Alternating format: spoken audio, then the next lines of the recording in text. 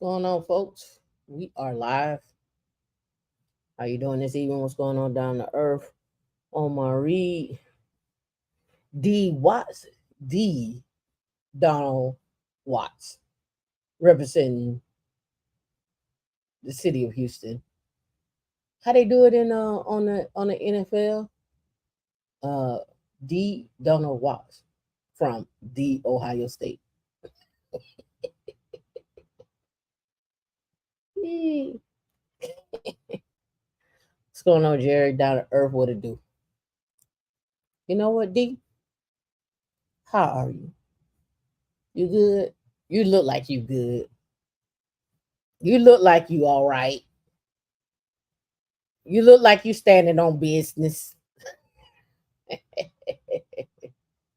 Hope everybody week was good.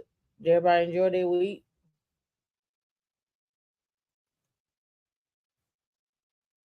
I hope so. I hope you was able to accomplish your goal. We're in the third month. We're in the third month. What's up? This is about we about to go into the fourth month. Once you get the October, it's the year's over. It's gone.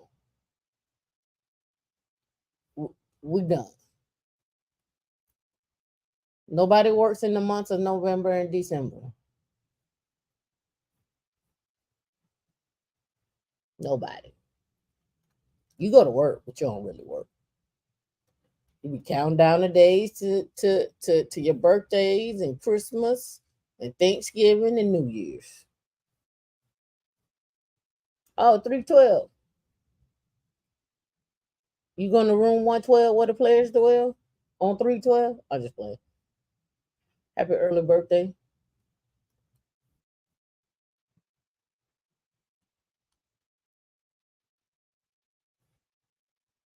Welcome to another episode of Foolish Finance Fridays. Hey, Rachel. I don't know why y'all be calling me Miss Tam like I'm 90. Miss Tam. Miss Tam. Now, ma'am, Miss Tam. Miss Tam. Now, what do you think about this, Miss Tam? Nothing. I don't think nothing about it. I don't have no thoughts. You all there. You all good. I'm just giving you a hard time. I'm just giving you a hard time. Who going to see who going to see New Edition? I didn't get a chance to see Usher. Who going to see New and the Edition? Y'all seen Bobby Brown popping up out the floor? Bobby! Bobby, the forest is over, Bobby.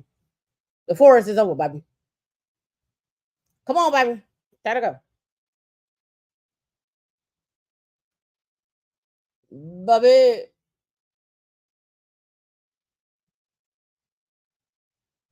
I've been watching uh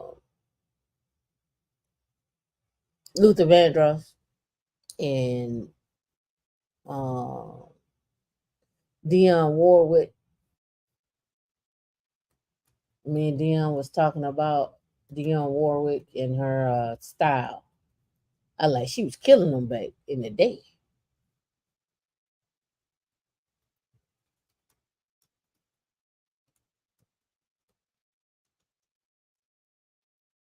She was giving them all the stuff. She you know a lot of pictures. All the pictures that I saw with Dionne Warwick, she always had this look right here. She always had this look over the shoulder. She always be like, "Ugh," a little tease. She always had the over the shoulder. This look right here. She always had that. That was her look. I was looking at some of her clothes. Look how small she was.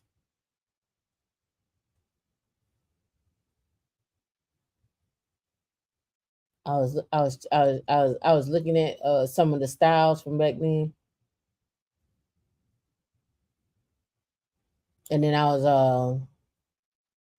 I went and pulled where some of the songs and stuff came from, like the Carpenters, and I didn't know on some of the on I didn't know Toto was on the song that Michael Jackson had made. The band was on there, and who all were writing the songs and stuff. Just looking at old stuff. Look at this. Look at this right here. That lean Dionne Warwick with the lean. Oh, come on through now. These old. These I want the old pictures.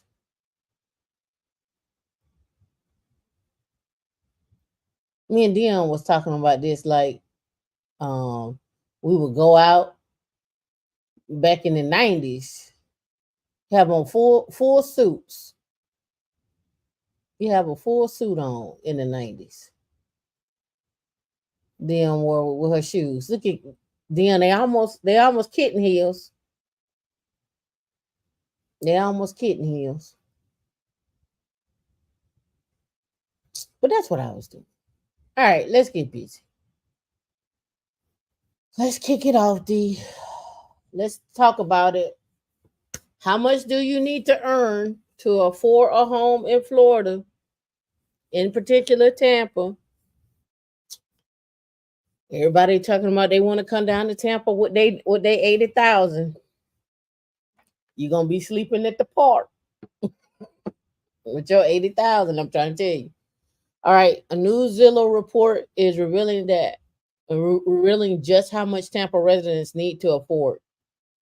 According to Zillow, 58,577 income was enough to comfortably own a Tampa home in 2020. They lied. That's not true. In 2024, you need $116,329 is enough to own a Tampa home. So everybody always talking about we put our money together, our 47,000, our 40,000. You still can't afford a home. You will be renters. You rent a home. The report also showed that it would take Tampa home buyers 9.8 years to save 10% down payment for a home if they're making the median income. The average monthly mortgage in Tampa is $2,364, assuming that the buyer puts down 10%. Housing costs have soared over the past 4 years as drastic hikes in home prices, mortgage prices, and rent uh, growth have outpaced wage gains. All right, so now I'm going to hop down here to the meat and the potatoes of this, because in the meat of the potato is this. They talk about the different cities on what you need income wise to afford a home in different cities. Now, at the top of the page, at the top of the table, Pittsburgh, Pennsylvania, you need 58,000. Memphis, 70,000. 70,000 in Cleveland, New Orleans, 75, Birmingham, Alabama, Oklahoma, and Buffalo around 75, 76. But let's get down here to the bottom, because y'all don't believe fat meat greasy. In San Jose, the median income you need is $454,000. In San Jose, California. In San Francisco, it's 339. In Los Angeles, it's 279. In San Diego, it's 273. Seattle, 213. New York, 213. Boston, 205. Riverside, California, 173. Denver, 172. Sacramento, 172. DC, 166. Your 150 ain't go get you nothing. Portland, 161. Salt Lake City, Utah, 154. Miami, 151. Austin, 149. Providence, Rhode Island, 142. Phoenix, 131. North Carolina, Raleigh in particular, 130. Nashville, 128. Orlando, 121. Dallas, 121. Las Vegas, 119. 119, Tampa 116, and Atlanta 115. Don't go to Atlanta with your 50,000 saying you're gonna buy a home. It ain't happening. Now let's go back here and look at the top of this list. It says the size and rank, the income needed to afford a mortgage in 2024, the change in income since January of 2022, and the Zillow Home Value Index, and the monthly mortgage payment that you will have to pay for the 10% down payment, and the number of years to save that down payment. Going back down to the bottom, to the very, very bottom, 18 years, and the mortgage is 9,000 a month, 7,000 a month, 5,000 a month, 4,000 a month, 3,000 a month, 3,000 a month. Raleigh 2,700, Vegas 26, Dallas 23, Tampa 23, Atlanta 23. There's not much difference between Tampa and Atlanta, and I keep trying to tell people that they're like, "Oh, we're going south." It's don't come here. It's just as expensive. It is just as expensive. Baltimore 23, right on par with the DMV, right on par. Right on par. And a lot of these places are in the South. DC, 3,400. You ain't saving much by the time you move, drive to work. So, so remember we had that conversation about mega cities? This is what you're paying. This is what you're paying in these mega cities. Go back up to the top here. The down payment that you would need. So how many years would it take you to save up that down payment? In San Antonio, they say 7 years. In Chicago, 6. We're talking about 10%. In the United States, 8 years. 8 years. Now, there's been a whole bunch of noise going on, and I'm gonna be probably banned tonight. I am. It's okay.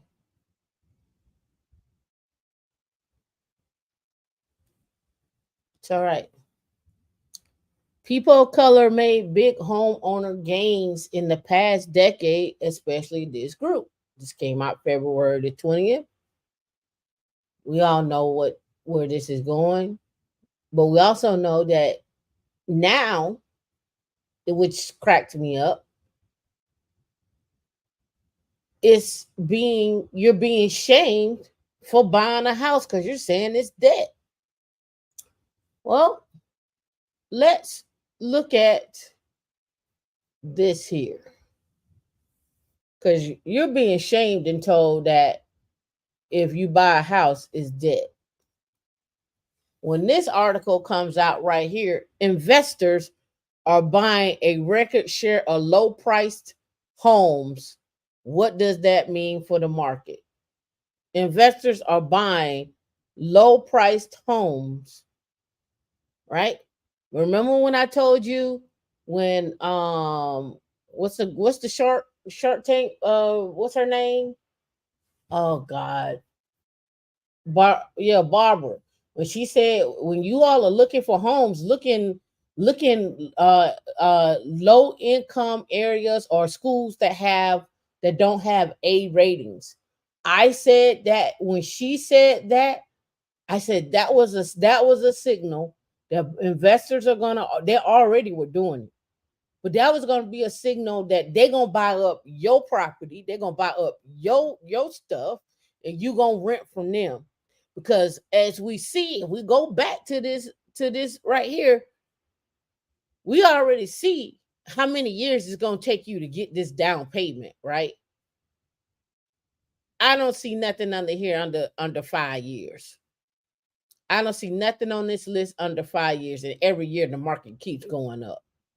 interest rates keep going up. So you can play with it if you want to. You can play if you want to, but if y'all ain't out here increasing your skills, if you're not out here putting in work and time, and that's the other thing. If you're not putting in work and time and doing it in a collective manner, and I had this conversation last night with those that are in the Security Plus training. Um I had this conversation last night, and that conversation was, look,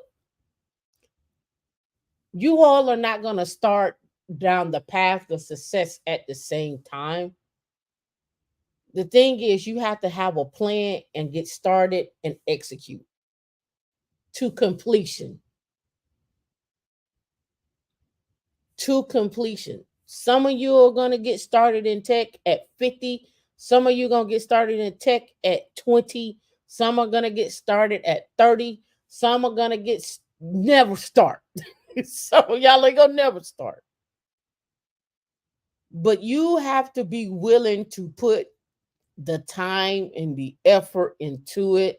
And whatever the naysayers say, you got to keep going. Now, don't be silly. If you got to pivot. But don't sit on the sideline and let everybody make the money. I've already shown you, and the report just came out, how people are becoming 401k millionaires. I showed you that. I've shown you how. I'll talk about it tomorrow, about the young lady that makes $143,000 a month from books.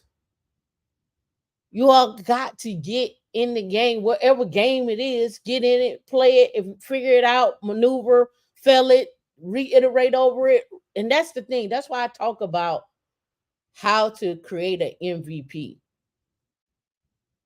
That's why I talk about it. Because most of the time, you all are try to make a plan and don't even get started. You be so busy planning that you never start. You be all in your head and you never start. 5 years done be done gone by and you be like, yeah, I finally got started on my plan. The one you was working on 5 years ago, yeah, that already got invented. Don't nobody care about that. Nobody care about that.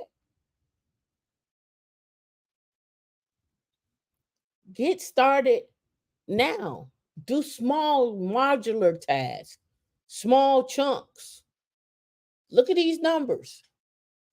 Look at these numbers. You know what? My bad. I forgot to do what I always do. Pull up the calculator. Pull up the calculator, Tam. Okay. Man, woman, in the house, strictly speaking, black, averaging 40,000 and 43,000. That's 83,000 total. I'm not going to take out taxes. I'm just going to divide by 12. All right, that's 69.16 a month. 69.16 a month before taxes. All right. So now let's take out taxes.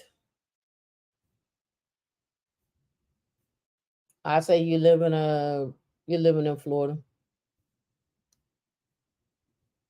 That's 48.41 a month. You come back over to the thingy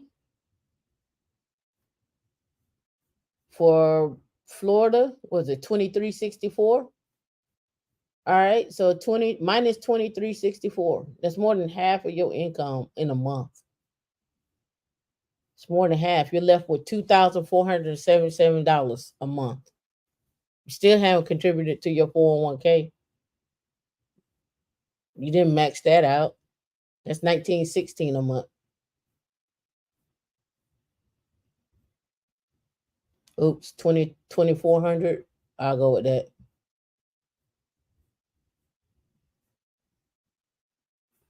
Minus 19.16 a month. 484. So you can't contribute the max of your 401k. Are you contributing to your 401k? Probably not. So that means you don't contribute to your retirement. And you may miss out on the market by not contributing to your retirement because you're trying to save up for a down payment.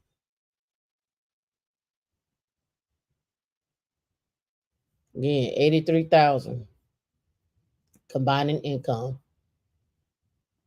times 0.7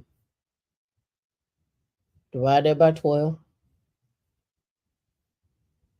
48.41 a month. You stay in an apartment, a 1 bedroom. Maybe it's a 2 bedroom because y'all got a kid. On average, that's probably gonna bring y'all probably about $2,000 a month. So you're left with 28.41. Somebody got to go to work or work remotely or whatnot. You go buy yourself a Toyota, a Honda, a Corolla.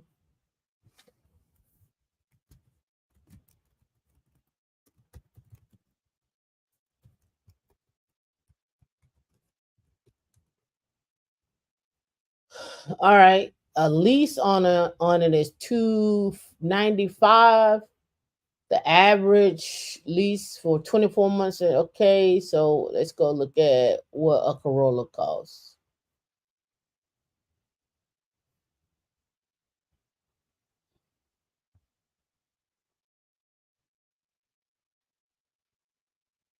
I don't know what this is.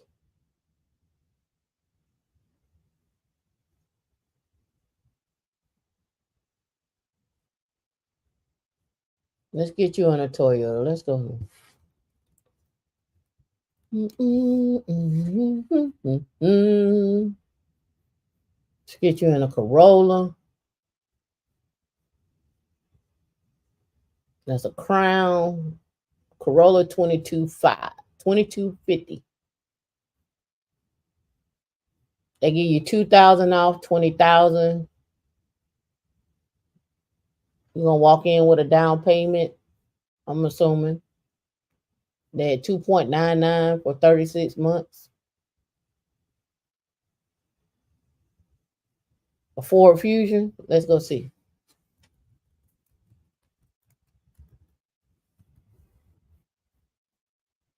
Ford Fusion retired.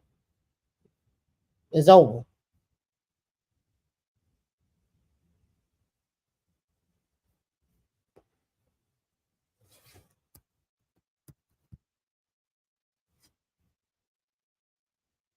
They ain't got it. Let's see what we got. Cars. No, let's get you a Fiesta. Let's put you in a Fiesta.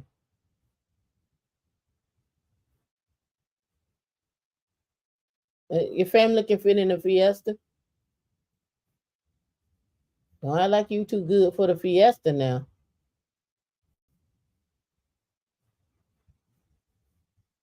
We're gonna do certified pre-owned. Why you won't come up for me? Vehicles.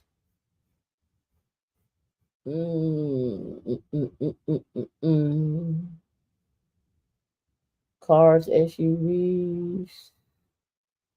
Edge. No. There's no other one there. Maybe you go hybrid. They in the 40s. Mustang, Bronco. Where's all the other cars?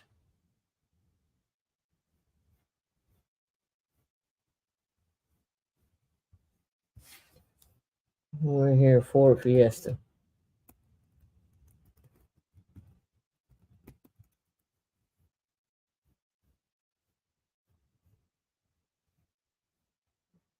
They don't make them no more?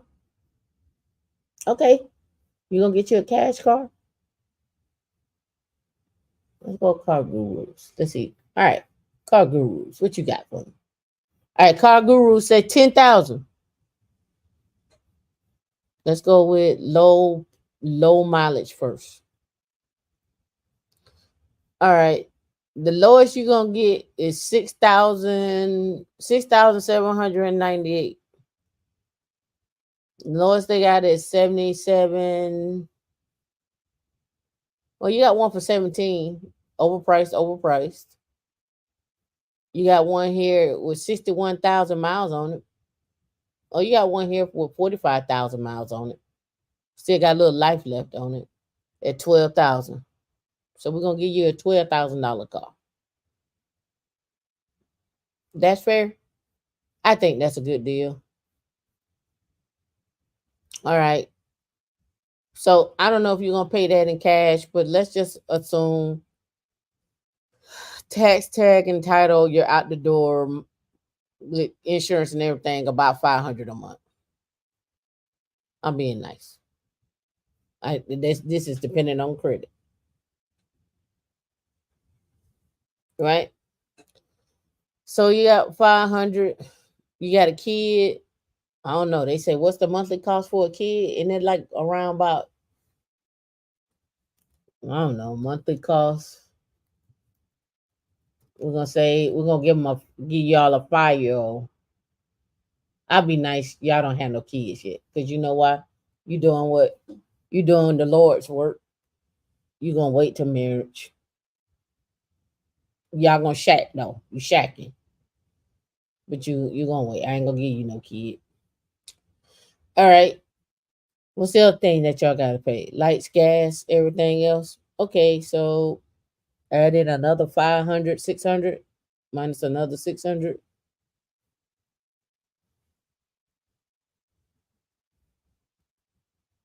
You gonna throw something in your HSA and your 401k. I'm gonna say you gonna put 300 away a month between the two of y'all.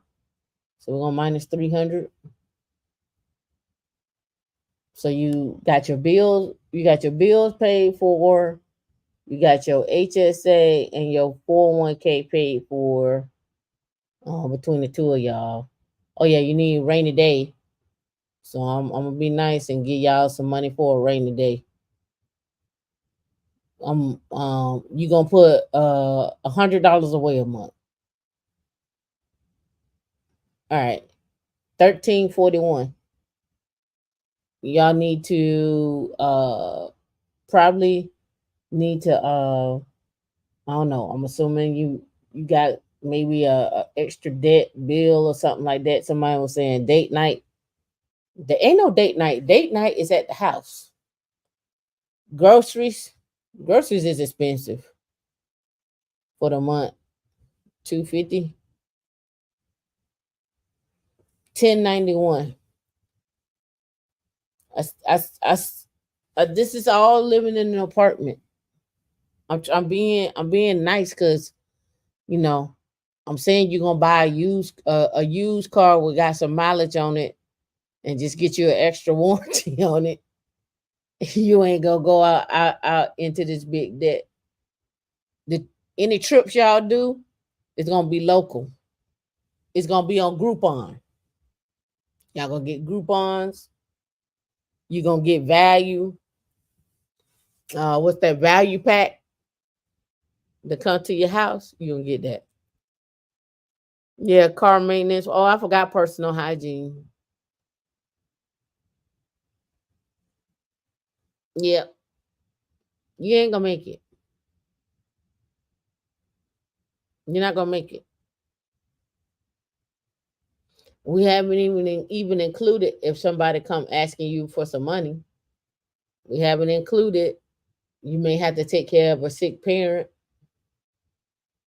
You haven't included that yourself may be sick or one of you all may be sick. Your insurance that you got to pay for, the copay that you got to pay for. Hopefully, you do take the insurance at work because you got a family,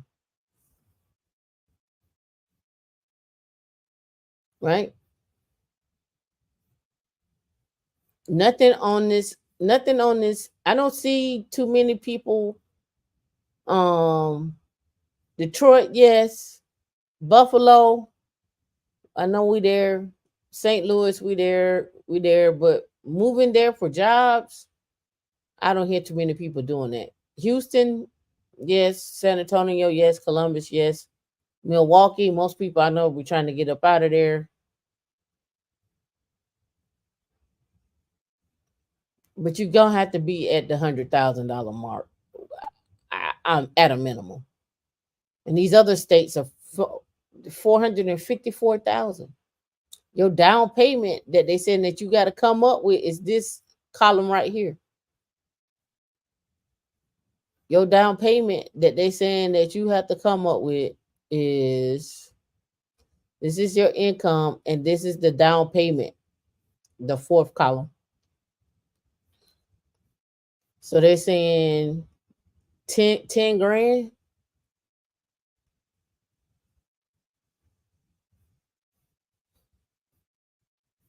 Is that the monthly payment? Is that down payment? Let me double check. Oh, that's the monthly mortgage payment. 10 years to stay in the month. That ain't the down payment. 10% of that. So 10% of whatever that house is. You ain't making it. You're not making it. And I think this is an eye opener to me. Not for me, but to me, in terms of, well, it should be an eye opener for you. In terms of, you can no longer sit here and just try to get by or barely work. Like my favorite thing is people are like, I love this. They like, oh, don't be a slave to the job. Don't work no more than 40 hours.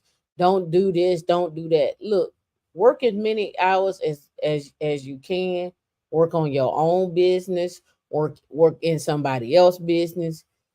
Put your money aside. Stack as much as you can. Again, people are always like, only work 40 hours. Only work 40 hours. Don't be a slave to the job. Don't be a slave to the job. All right, so let's. I want to do this. All right, so don't only work 40 hours. All right, how many hours would you work if your hourly rate and they said you got unlimited overtime? I mean, unlimited time you can work. Just get the job done, and they pay you 150 an hour, and they say you can work on weekends. They said we wouldn't pay you overtime, but we'll pay you straight time if you work. Are you gonna work 40 hours? I just want to know. So let's go. 40 hours a week times 150. So that's 6,000 a week. But what if you could work 70 hours in a week?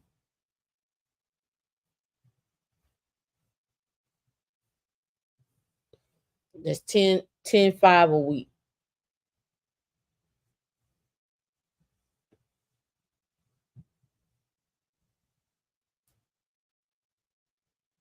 Just to get by. Yep.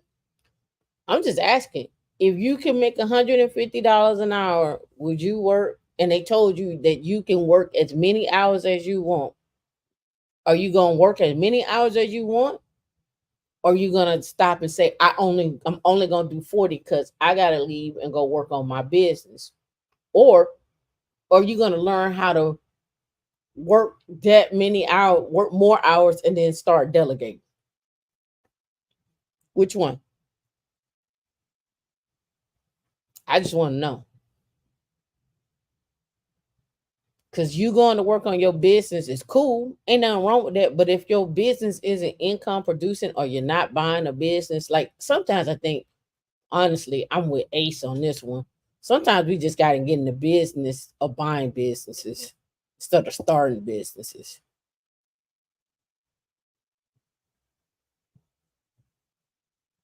I'm delegating or I'm going to buy a business.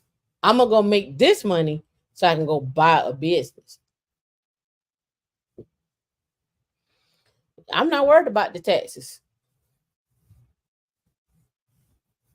I'm not worried about the taxes. I'm 1099. I ain't worried about those taxes.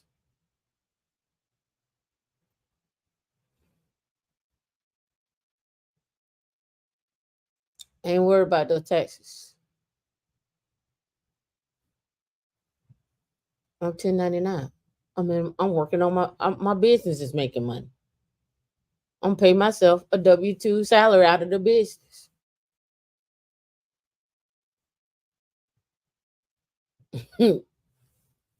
That's what I'm gonna do. I'm gonna get taxes taken out regardless. You can have work-life balance. I don't know what that means for people. It's 40 hours of work-life balance.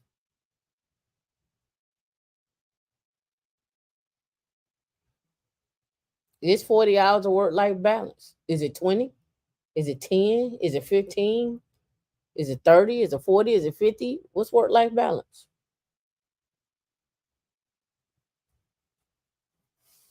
I don't know about that, Alonzo. I think if you in debt, it's no work-life balance.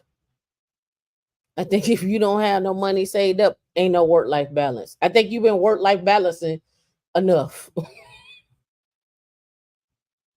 I think it's time to grind.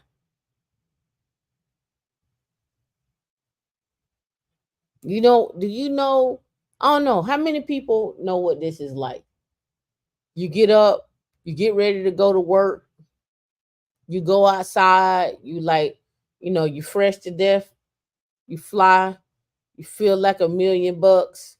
You go out there and you do like this, choo choo, choo choo choo choo choo choo, and you can't find your car because it's been repossessed. They done got you. The tow man done got you.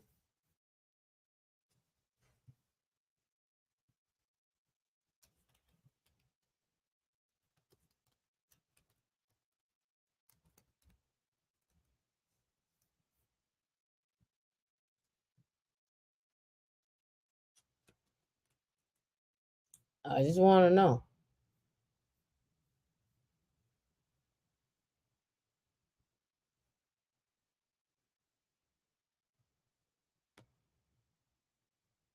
The tow man done came off and got your car.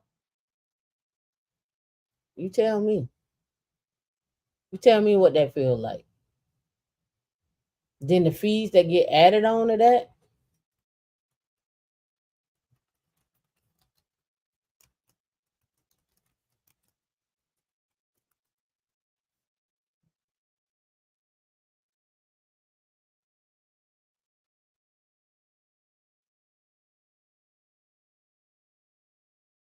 Stomach growling and bills got you on the yeah. You go outside, your car look like this.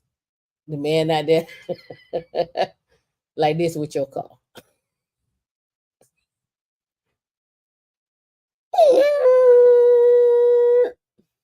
Here your car right here. Here your Fiesta going away. It's not a Fiesta though. Here your car gone. Just rolling down the street.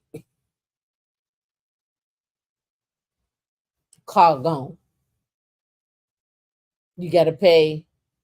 You gotta pay. You gotta pay what you owe plus the next month in storage fees at the location. That could be $5,000 that you gotta come up with easily.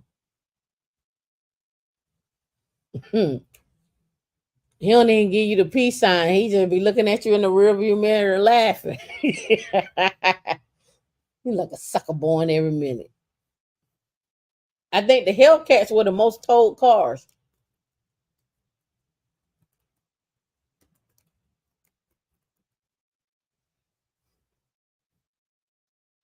I think the Hellcats were the most were the cars that were towed the most. Can make them payments. What's going on, Louise? I learned all this in my 20s. 100K isn't enough. Exactly. But a lot of people don't learn that. Because a lot of people scared. I think people scared to make 100K. I've had people tell me, why would I go out and make 200,000 when they're gonna take all them taxes out?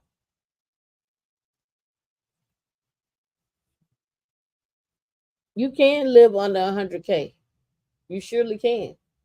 Nobody saying you can't. I'm just saying, is it the best? Is it the best that you can do? And if and is it the best? And is it gonna yield the best results? Meaning, am I gonna live in the right neighborhood for my children? Am I gonna live in the right neighborhood for safety? Am I gonna live in the right neighborhood where my income is gonna go up? Am I gonna be able to provide and do the things and see results from whatever it is that I'm putting into it? That's the question that you have to ask,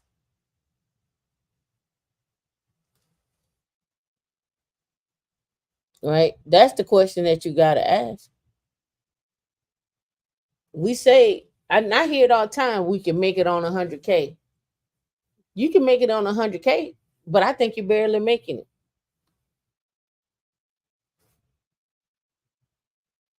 I think you're barely making it. We're not counting into the fact on this 100K. Let's have this 100K talk because everybody like to have it.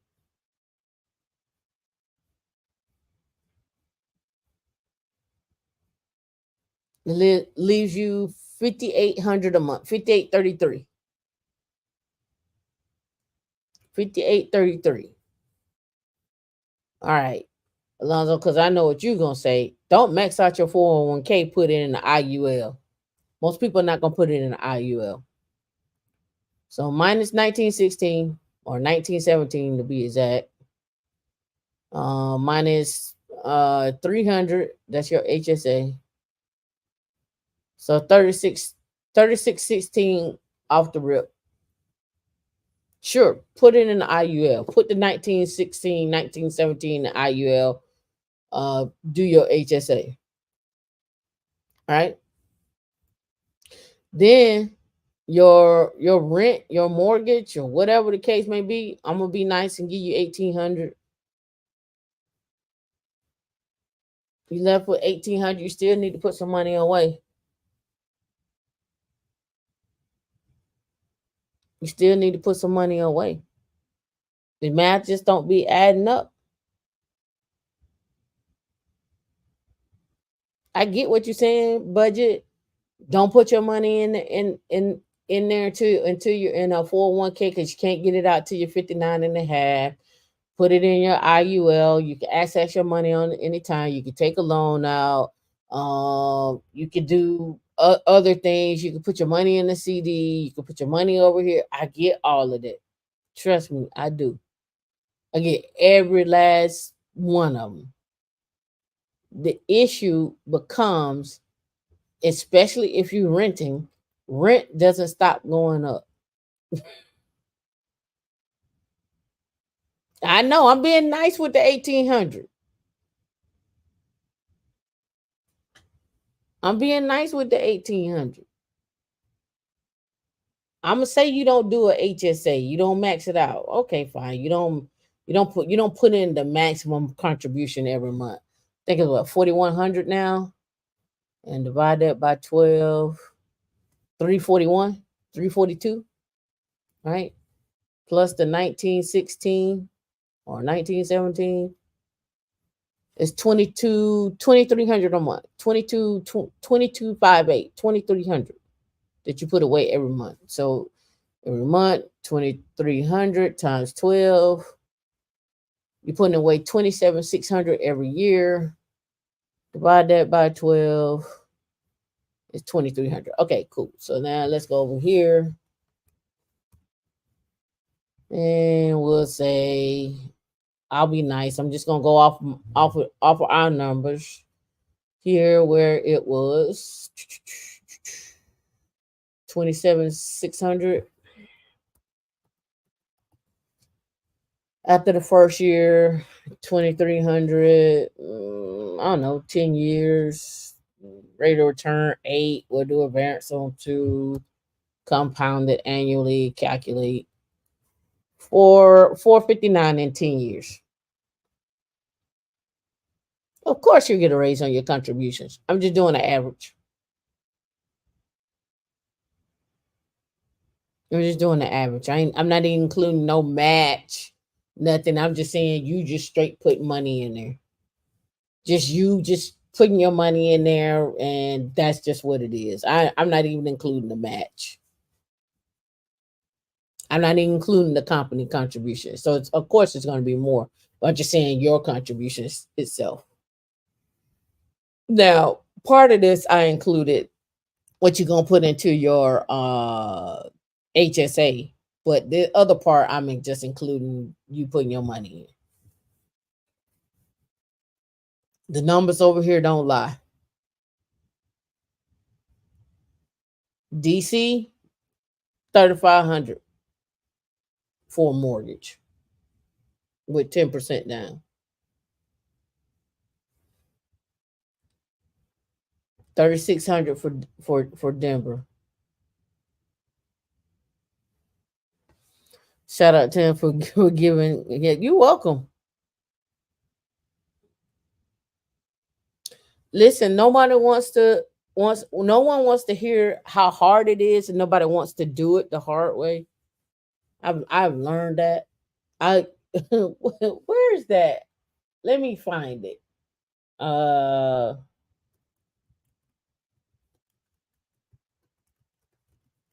uh let me see.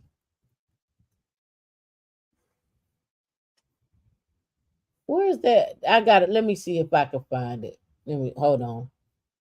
This how I think most people operate. I don't know. Oh, it's on my phone. Yeah, it's on my phone. Hold on. DC, if you can find a little gift, I mean the little boy this morning that I showed you that we were cracking up with, picking up the rocks.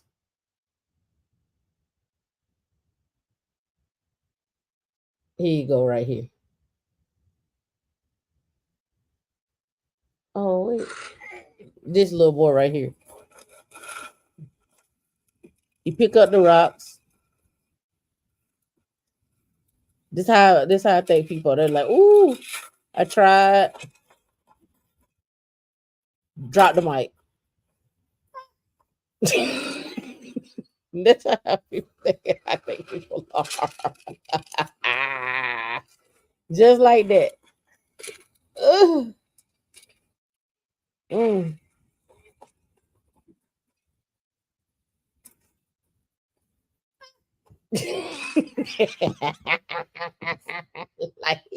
like I am over it.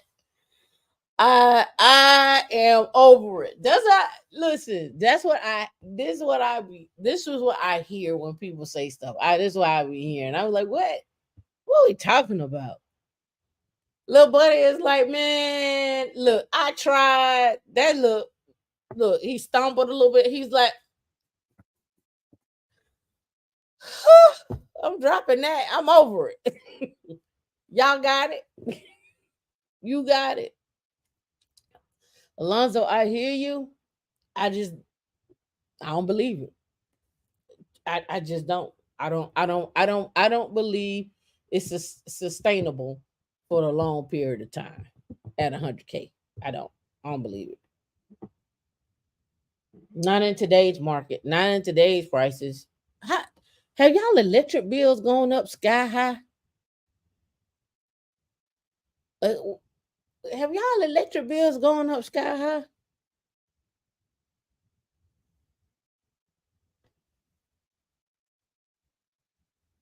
You said true after one chapter, after Hello World or Python. Yeah. Yeah. I thought it was just me. I'm like, why electric cost so much? It's almost like you need to do podcasting outside. I think I'm gonna set up an outdoor venue for podcasting. You just gonna have you just gonna be outside and we just gonna roll backgrounds in. You only do podcasting during the daytime. Shoot all your videos outside during the day. Like it costs. This electric costs. What is going on? Why it cost so much? Why it cost so much just to have a little light? Like you got to sit in the dark.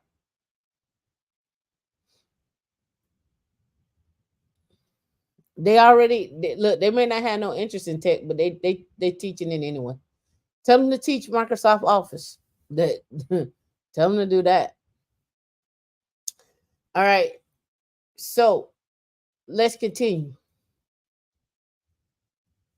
Personal wealth of just $1 million lands you in the top 1% in China.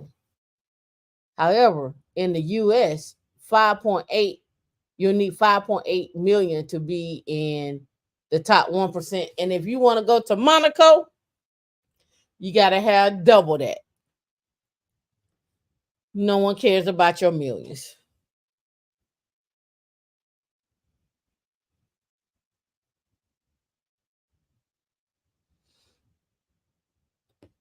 Yeah, content studio rented out. Yep. Outside. Just we rolling in backgrounds, drops, boom. What you want, ladies on the scene, no problem. We got it. Tell us what you want. We're gonna make it happen. All right. Barriers to be the 1% status are the lowest in China and Japan, according to the annual Knight Frank Wealth Report, and the highest in Monaco. Who want to go to Monaco? Who with me? Who with me? Who with me? Who want to be on one of the yachts? Joining the world's most exclusive club, the top 1% has arguably never looked more doable, but a lot depends on the country in which you're trying to achieve this in. Right? It says as exclusive as the 1% affiliation may sound, it's actually easier to become one of the members of this particular club than it is to gain ultra high net worth ultra high net worth status. This is coming from the Knight Frank report released on Wednesday. Anyone who has achieved the ultra high net worth status is the ultra high net worth individual with a net worth of 30 million or more. Define easier, right? The country with the highest barrier to the 1% entry is Monaco, where more than 12.8 million is required to be part of the top 1%. The 5 countries with the highest barriers are Monaco, Luxembourg, Switzerland, the US, and Singapore. Ladies, do you hear what they say? You hear what they say? You need to go to Monaco, Luxembourg, Switzerland, the US, and Singapore.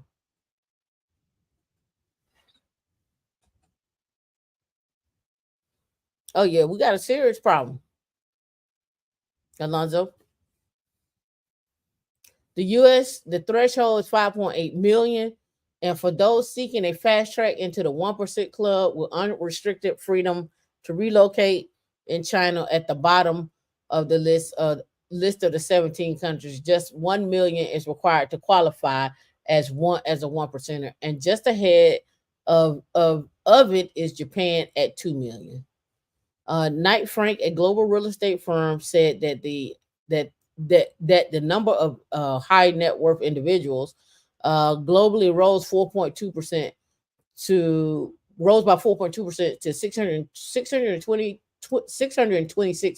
619,000 from 601 earlier for a year earlier, which more than reversed the decline seen in 2022. The report included attitude survey that surveyed how optimistic money managers were and that their clients could amass wealth in 2024 on a scale of 1 to 5. The Middle East came out on top, with North America at the lower down. So this is a bad graph because this is very blurry on my end. So I know it's a little blurry on your end. But Middle East is up here at the top. Africa is right here. Australia is right there. North America is right here, followed by Latin America, not too far behind, and then Asia.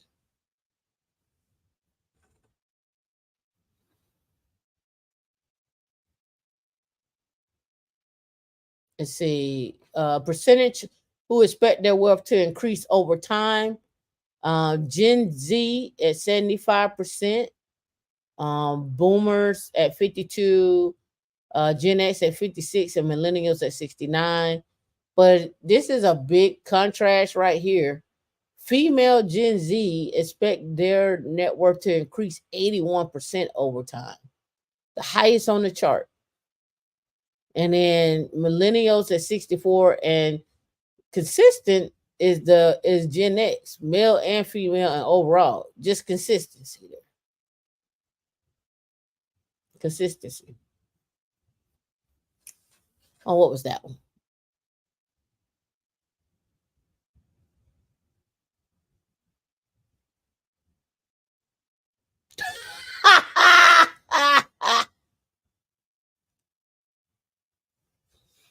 You read that? My daughter's father died in a horrible accident, but he was not on the birth certificate. How can I prove the paternity to claim her inheritance? They may have to go get the bone. Ain't they gonna have to scrape off the bone? Mm, we'll come back to that one. I'll leave that up. All right. Just over half of the Americans over the age of 65 are earning 30,000 a year, and it shows how stark the retirement crisis is.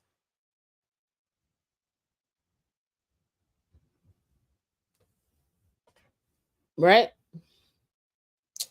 It says many older folks are financially vulnerable, with over half of them living on incomes of 30,000 or less. The solution might include enhancing social security checks and setting up automatic retirement accounts. I agree. You don't touch nothing.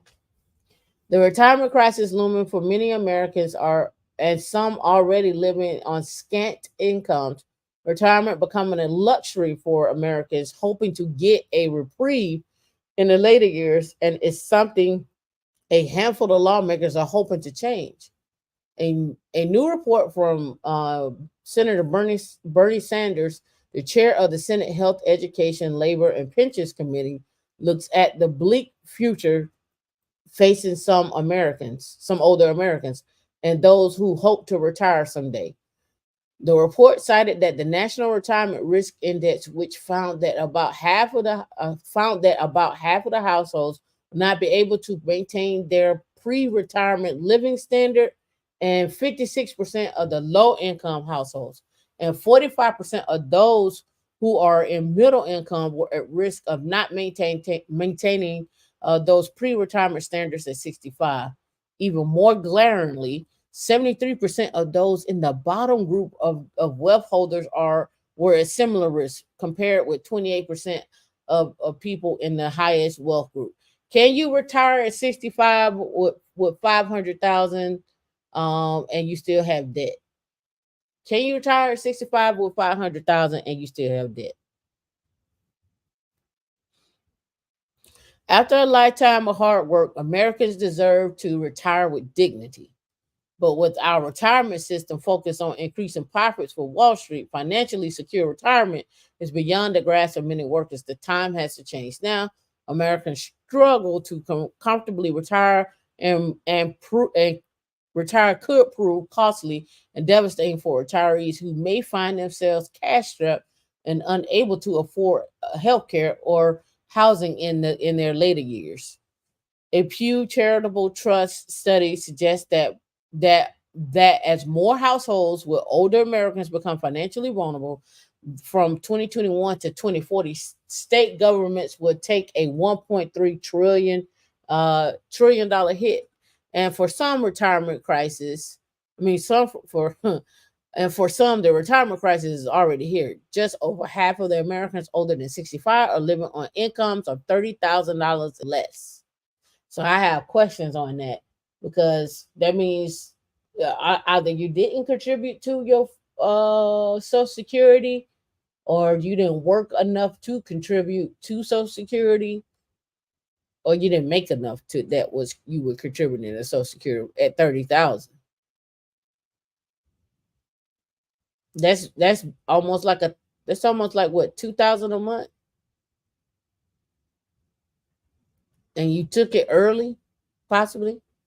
The largest share under 23, just under 23% has become between 10,000 and 19,000. So this is what they're saying, that how much income Americans 65 and older have.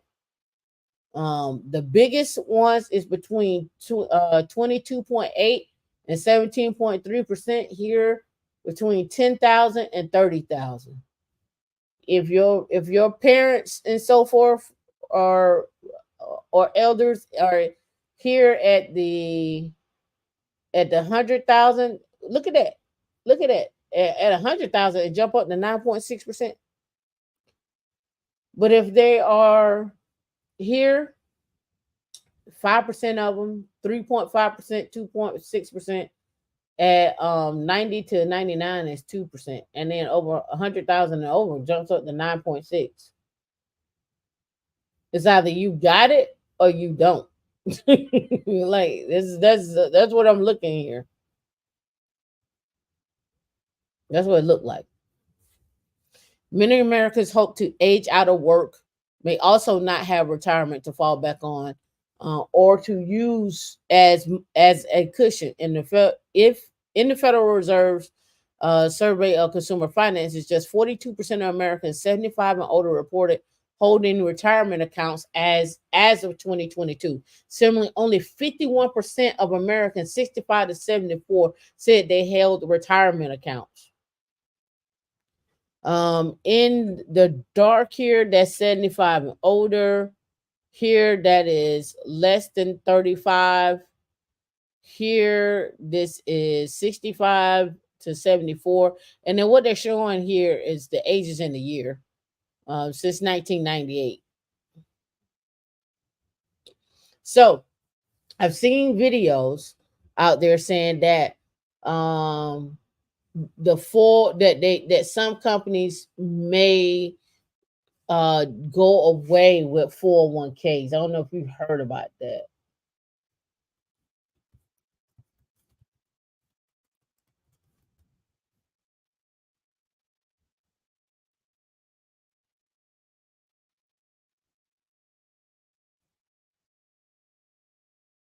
Right here.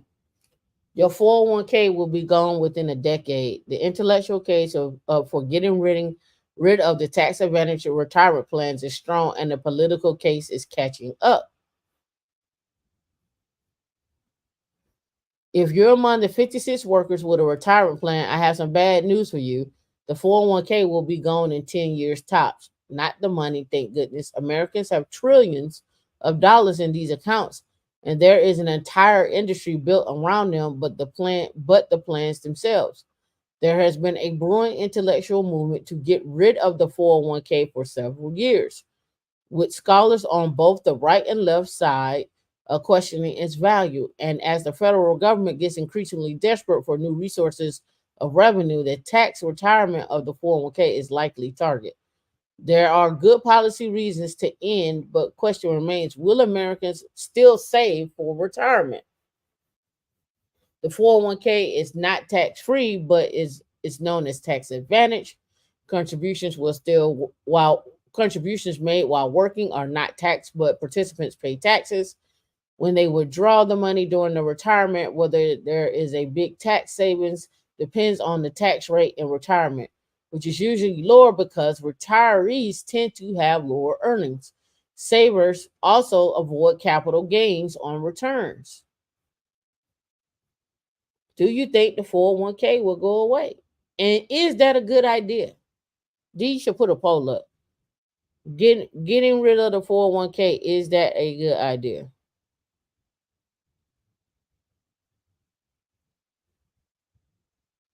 Right?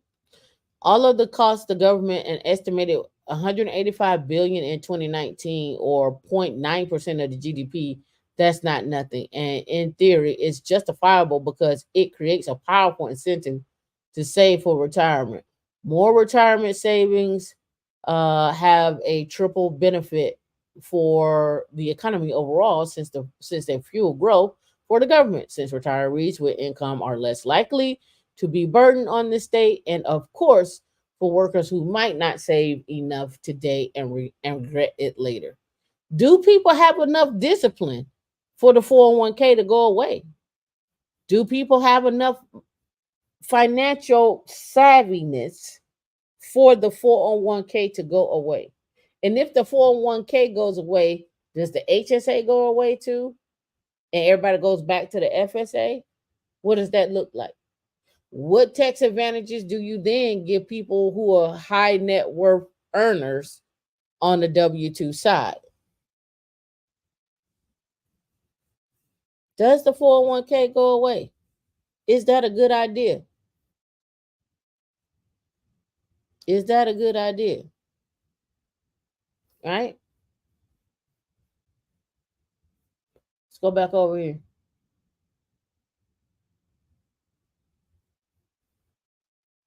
All right. Here.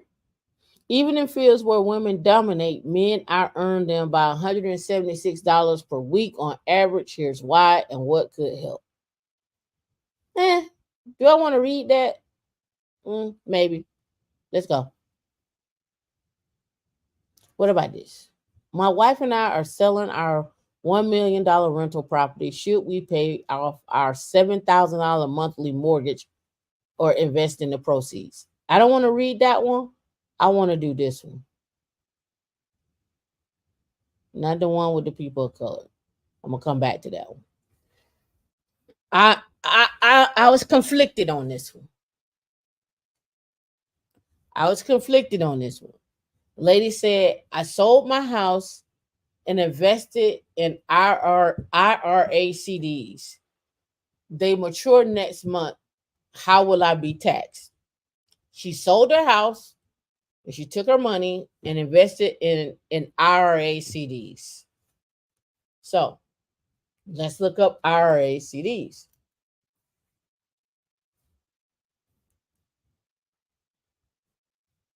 I was kind of conflicted on this. Was this a foolish finance? All right. So, what an IRA CD is, rates, and how it works. Saving for retirement is important for people all ages, 401k, blah, blah, blah, blah, blah, blah. All right. Furthermore, an IRA CD lets you lock in a CD style interest rate in the form of a term based retirement account.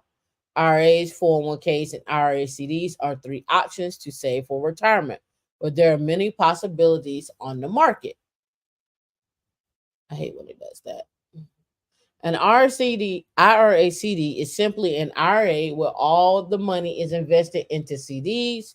To understand what that means, let's look at two types of bank accounts that IRA CDs that an IRA CD combines, an IRA and a CD. Then why am I conflicted? Because of the taxes. Because of the taxes. I agree. Most people probably won't prepare for it. Let's see what the results. So far, we got 91% said getting rid of the 401k is a good idea. 9% said no. 9% said yes. I can kind of guess who the 9% are in the comments.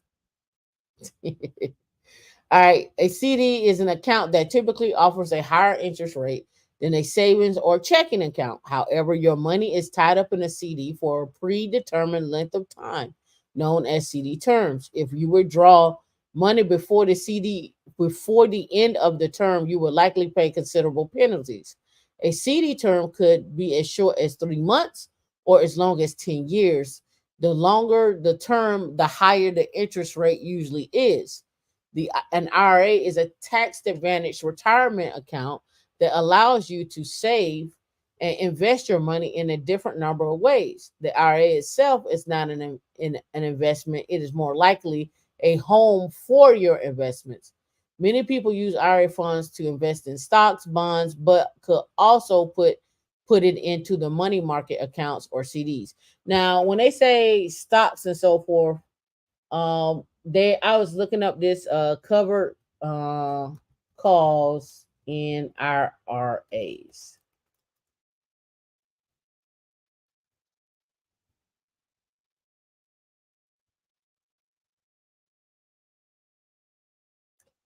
right? I was looking at this right here. Right.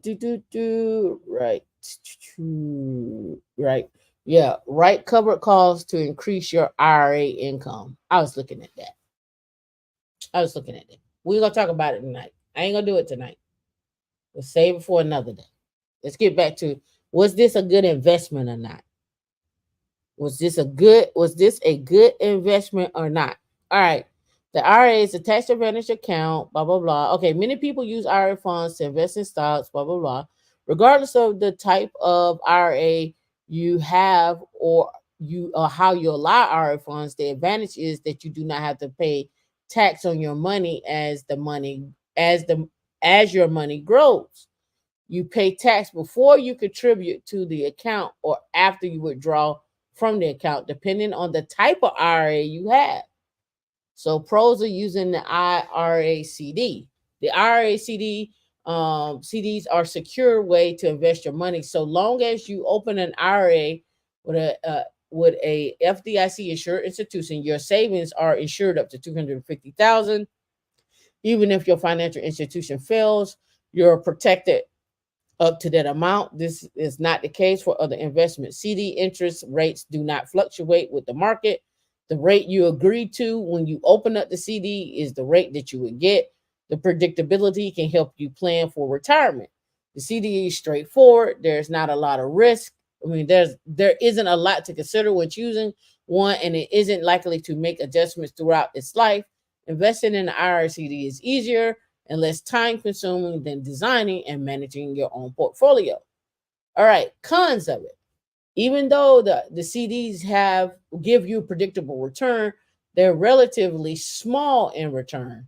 With rates that fall between 1 and 2%, we're seeing 5% now. A CD rate of growth is so low that it won't always outpace inflation. In your retirement investments are most likely in an IRA CD, you won't make as much as you would from diverse portfolios. If you withdraw CD before it reaches full maturity, you will have to pay an early withdrawal penalty. The exact penalty will vary upon the CD financial institution. Don't forget that an IRA CD is also subject to the same rules as any other IRA. That means it's subject to the same IRA contribution limits. You will also pay some taxes and penalties that you will owe for early withdrawal on an IRA. Another consideration that CDs require a minimum investment. A long-term CD have a minimum as high as 10,000 and so forth. So which one is right for you? So forth and so on. All right. So back to the lady. That gives you what the IRA CD is. She said, I sold my house and I invested in an IRA CD. They now mature next month. How would I be taxed? Let's go. I'm 70 years old. I sold my house in August of 2022 for 250,000.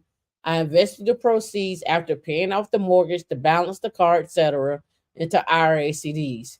If I cash out those IRA CDs for 11,000 plus interest, it matures in March. Do I have to pay taxes on the principal or only on the interest? Let's go. Rising interest rates put a fresh allure on CDs even more than the swelling nostalgia for cassette tapes. Like the mixtapes that supplied by my school bus soundtrack, there are a lot of CDs mixes out there. You're asking if the IRS is going to tax your interest on your principal at maturity. If you bought a traditional CD, the IRS would tax the interest generated from your CD. For an IRA CD, there will be an income tax hit on the full sum. The interest and the principal, if you pull it out for your own use instead of rolling it over to a new IRA CD, it works the same as the distribution from a straightforward IRA. The IRA CD will operate tax wise like any other IRA. Those same IRA rules are something that could trip you up, said Michelle Jane, Director of Wealth Planning and Senior Wealth Advisor at Gosler investment in management in Indianapolis. I don't know how much of the 11,000 you put into an RACD each year since 2022, but if it was all at once, you may have inadvertently stuffed too much money because the yearly contribution limits that apply to IRAs also apply to RACDs. That's why I asked, was this a good investment? It's extremely confusing, and in personal finance, we have so many acronyms and industry jargons. A lot of times, especially with CDs, it gets mixed up. It's is a CD in an IRA or an IRA and an IRA CD. It's not uncommon for those to cause confusion. A traditional IRA is a tax deferred retirement account that buys stocks, bonds, and other assets, including CDs. An IRA CD is a tax deferred retirement account, but the money goes into a CD that matures over time. Whether it's an IRA or an IRA CD, the same yearly contribution limits apply. This year is 7,000 for people under the age of 50 and 8,000 above. There's no immediate tax hit on the interest generated by the CD as inside an IRA. And the same goes for stocks or bonds growing in the value inside that IRA, right? So, withholding taxes. Now what? Be ready for a tax hit if you pull it out for distribution. Now the question is, who made this suggestion to her? Who made this suggestion to her, and was this a good suggestion? Put a 1 in the chat if you think it was a good suggestion. Put a 2 in the chat if you think it was a bad suggestion. Because she got $11,000 in this IRA. She's 70, so there may not be a penalty for early pullout. However, as it has grown, and again, there is, depending on how she put that 11,000 in, she's going to get a penalty if she stuffed it all in at one time. Put a 1 in the chat if you think it was a good idea. Put a 2 in the chat if you don't think it was a good idea. All right, the IRS says excess contributions are taxed at 6% per year for each year the excess amount remains in the IRA. But there are ways to address this so she could get taxed. She has another tax implication, right?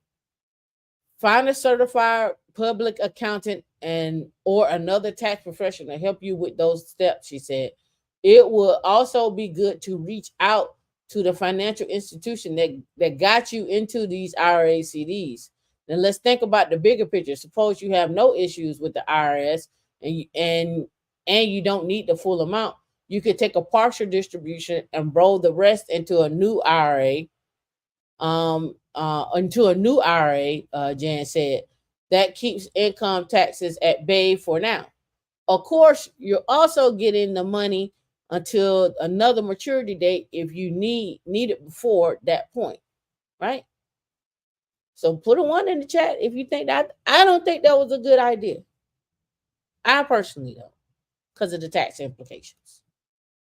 But most of you probably never heard of an IRA CD, so you learned something new tonight. All right, Gen Z, let's talk about y'all. Young Americans say working a traditional 9 to 5 is soul sucking, but they're also trying to build wealth and retire early. That's what they say. Look how they got y'all up here. Look at that. The kiss. Gen Z has made no secret that they are bewildered by the corporate structure and how they're not taking home enough cash to withstand the cost of living crisis. Just look at all the TikTok videos out there on the subject. In fact, 60% of the younger generation said traditional 9 to 5s are soul sucking, according to the recent survey conducted by Qualtrics on behalf of the Intuit Credit Karma. Let's up down here. I'm assuming this is the same. Don't miss. Yeah, okay. But 57% of the same respondents also reported subscribing to the FIRE movement, which involves saving money and building wealth in order to retire before the traditional age of 65. Here's why these young Americans are tired of being burned and how an early retirement could be a solution. Gen Z plans to ditch their day jobs. That's what they said. Gen Z grievances don't necessarily mean they're fed up with the grind. In general, for some, it comes down to the lack of fulfillment in the current jobs, while others said their mental health is suffering from a 9 to 5.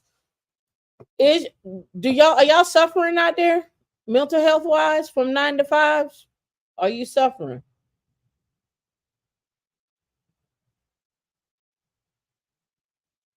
Are you suffering? The Minnesotan Andra Berghoff once worked in a marketing role at the healthcare company where she was paid poorly and did little or nothing in office. She said in a TikTok video that went viral last year, if you had to do this corporate drone thing for the rest of my life, I would rather clock out. I would rather clock out eternally.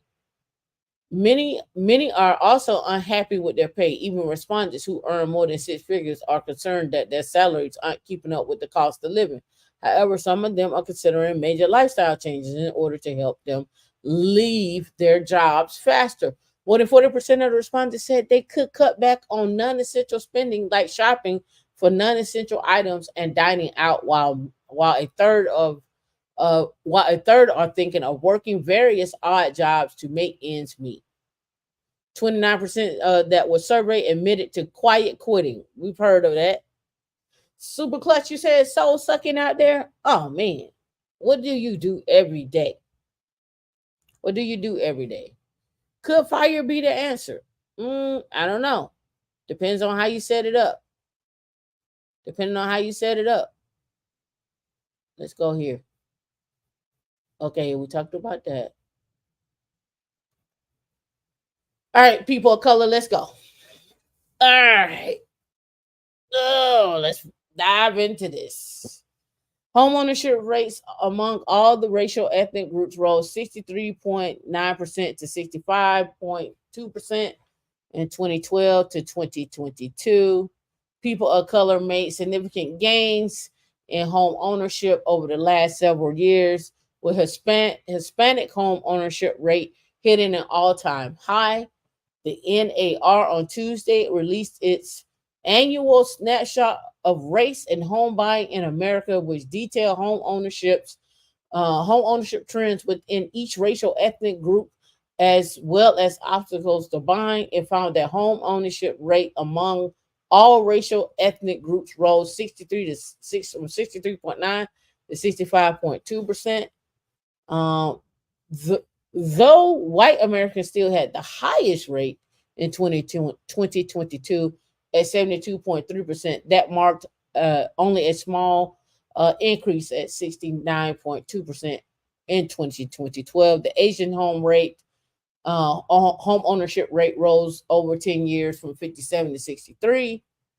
Buying and owning a home is still part of the American dream for some, and most importantly, for it is in it is form it is a form of forced saving plan that could have ramifications for the future. For homeowners, this is their biggest nest egg. They likely will see wealth plans through their biggest asset. This allows them to perhaps pass home ownership to future generations, to their children. Hispanic home ownership reaches a record high. Home ownership rate among Hispanic Americans hit 51.1% in 2022, a record high and up from 45.7%. The gain translates to around 3.2 million additional Hispanic Americans buying homes between 2012 and 2022. One potential reason this group saw significant ownership was the growing population of Hispanics in the U.S. from 2010 to 2022. From 2010 to 2020, the U.S. Hispanic population grew by 23%. Asian Americans led home ownership gains. And by the way, Hispanic Americans rose the most over the 10 years in Vermont, Delaware, and South Carolina. Compared to other racial groups, Asian Americans saw the biggest gains in home ownerships over the last decade. Generally speaking, Asian Americans as a group also have significantly more wealth than any other racial ethnic group.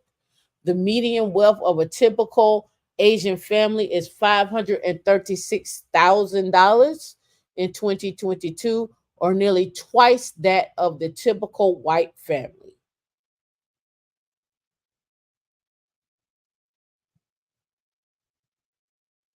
I'll read it again.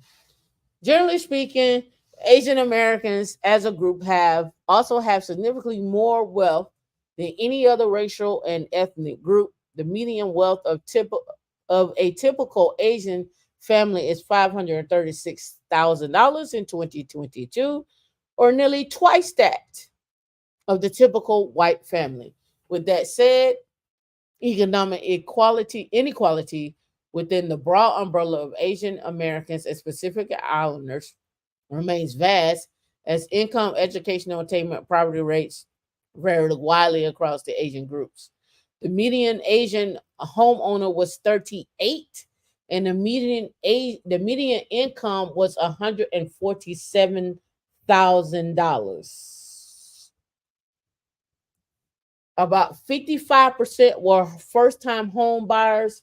The states where Asian home ownership was the highest was South Carolina, Hawaii, and Maryland. They out there in Upper Marlboro with y'all. All right, black home ownership increases slightly. That's because we here buying a home is debt. We here don't go to college, get a trade. I'm not knocking it if that works for you. I just know from the stats, educating yourself, getting some type of form of education, strategically getting the right degree, strategically getting the right certificate yields better outcomes according to the stats. Don't beat me up. Go beat up the Bureau of Labor Statistics. Don't beat me up. Go beat up the Bureau of Labor Statistics. All right. While black home ownership rose from 44.1% to in 2022 from 42.5% a decade earlier. I'm going to read that again. I'm going to read it again. While the black home ownership rate rose to 44.1% in 2022, it is only up a smidgen from a decade earlier at 42.5%. Translated into 950,000 more black Americans buying a home, the increase was smaller than it was for other groups. Black Americans hold the highest levels of student loan debt with a median debt load of 46,000. Having a heavy student loan debt burden impacts mortgage eligibility, worsening the home ownership gap. About 4 in 10 Black and African American people owe student loan debt, most double the share of the Asian and white Americans. As MarketWatch has previously reported, this disproportionate debt burden stems from decades of policies that prevented Black households from building wealth. The typical wealth in 2022 for a Black family was $44,900. The wealth for Asian Americans, the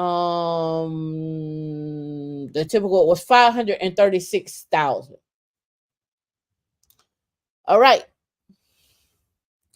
Heavy with the student loan burden, impacts mortgage eligibility, blah, blah, blah. Okay, yeah. Okay, yeah.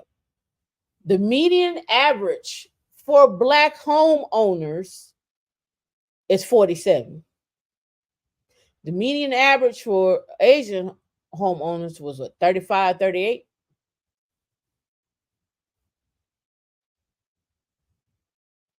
So 38. So we almost 10 years they're senior before we get a house. The median income was 95,000. About 51% were first-time home buyers. The states where Black Americans were the states where home ownership rate was the highest for Black Americans was Mississippi, South Carolina, and Delaware.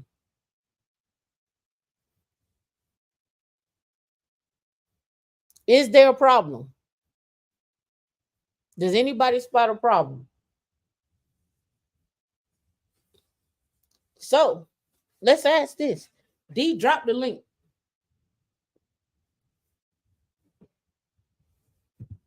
I'm gonna put it out. I'm a debate for a hot 10 minutes, maybe 20. Should we continue to go to school and should we continue to buy homes? Should we continue to go to school and should we continue to buy homes? D, drop the link. I'm gonna keep going while people decide if they want to debate it now. I'm ready. Because investors are buying homes at record low prices, at a record share of low priced income homes.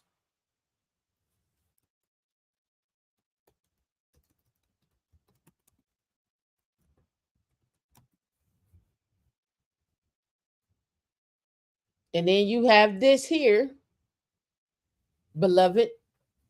3 corporations own 19,000 homes in the metro area. 3 corporations own 19,000 homes in Atlanta. D, did you drop the link? Drop the link, D, to come up. I'm debating tonight.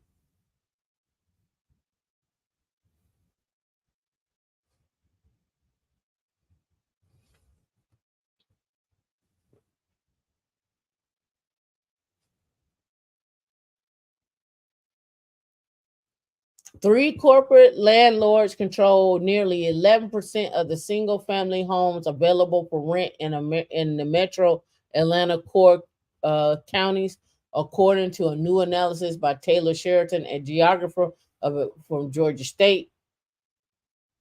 Those people, the findings was published last week. Is Horizontal Holdings untangling the networks of corporate landlords. These companies own tens of thousands of properties in a relative select set of neighborhoods, which allows them to exercise really significant market power over tenants and renters because they have such a large concentration of holdings in those neighborhoods. The Metro Atlanta is facing an affordable housing crisis, and corporate landlords is one of the biggest. 19,000. So it's just not good for us to buy, huh? So we're gonna keep putting out here. Go get a trade. We're gonna keep putting out here. Don't buy a home because it's debt, and we're gonna keep putting out here. Don't go to college. That's what we're gonna keep putting out here. That's what we're gonna keep saying.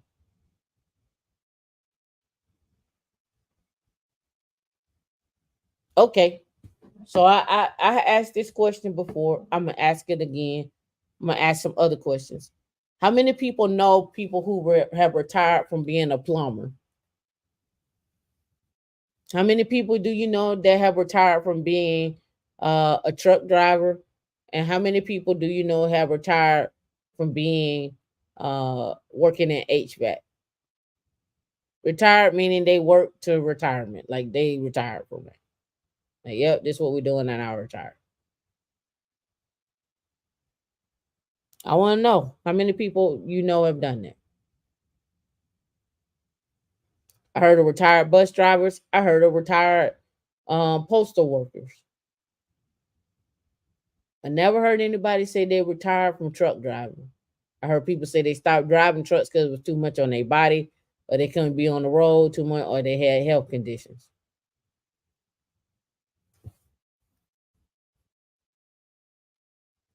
Come up if you want to debate. I'm open.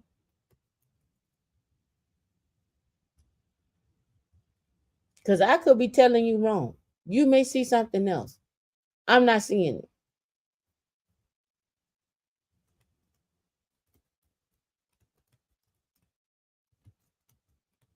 I'm going to pull this up.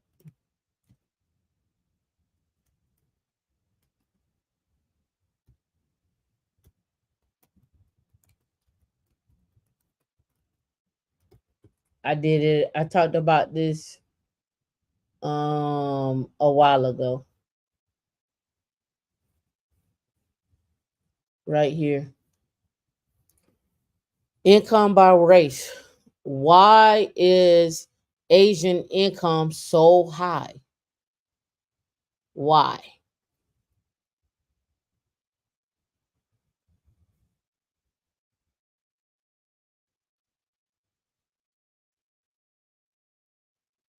Instead of making comparisons between black and white, or white black and white, or black, white, and Hispanic, it's important to include Asians. The Asian population is one of the fastest growing populations in America.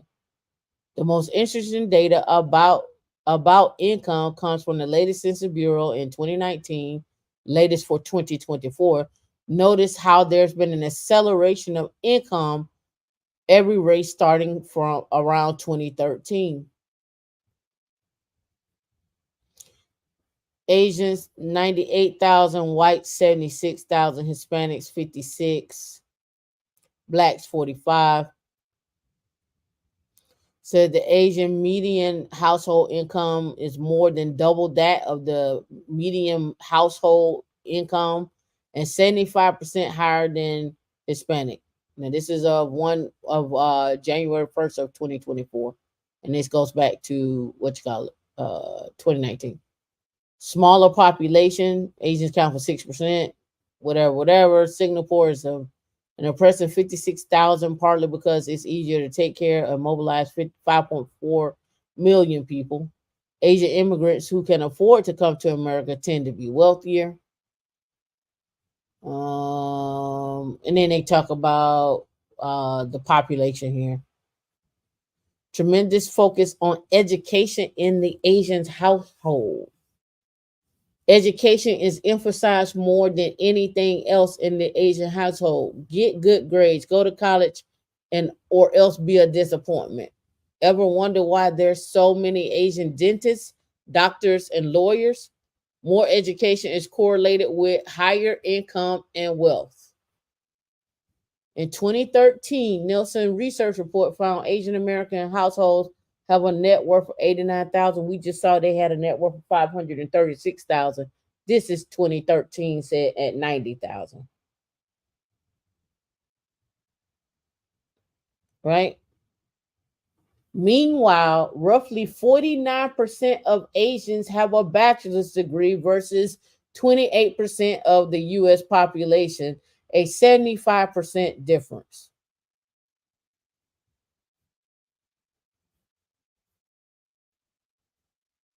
More working people in each household. How do people afford to live expensive in Hawaii? Right. They all live in the same house together. They all work and they all contribute. Multiple incomes under one roof. It's not uncommon to see a father, mother, adult son, and his wife all live and work together. I know that to be true in Hawaii when I was out there. It would be four couples in one house with the children and the dogs and the chickens. It's common to see multi-generational under one roof. In Hispanic community, family versus independence from family is highly emphasized. What is considered Asian? And he goes on to talk about that and the many different types and the income level for each one. So they got Indian up here at 100,000, Filipino at 80. Primarily all Asians fall around about 74, 75,000. Chinese at 70, Pakistani, Korean, Indonesian, Bangladeshi.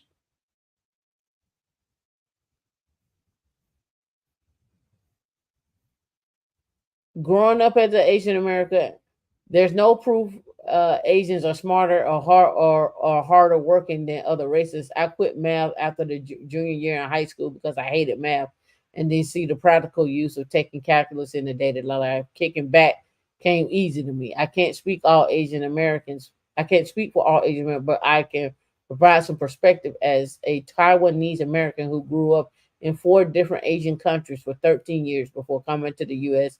And high school and so forth. Right? All I'm saying to you is you all can fight going to college, you can fight going to get a degree, you can fight going to get your certificate, you can fight it all day long, but you only fighting the numbers that are already out there. You fight numbers that are already out there.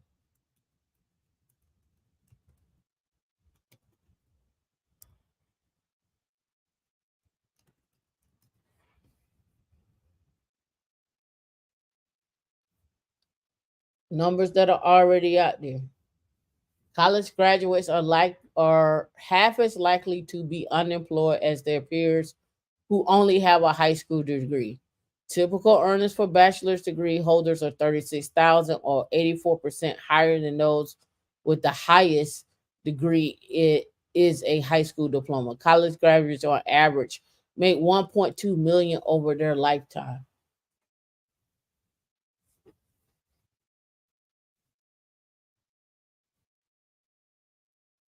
I mean, I don't understand why we fight numbers. Men with bachelor's degrees earn $900,000 more in median lifetime. Women with bachelor's degrees earn 630,000 more. Men with graduate degrees earn 1.5 million more in median lifetime earnings than high school graduates, and women with graduate degrees earn 1.1 million more. Now take that and add in you work in tech. And take that you work in tech and you've been making over $100,000 for 15 years.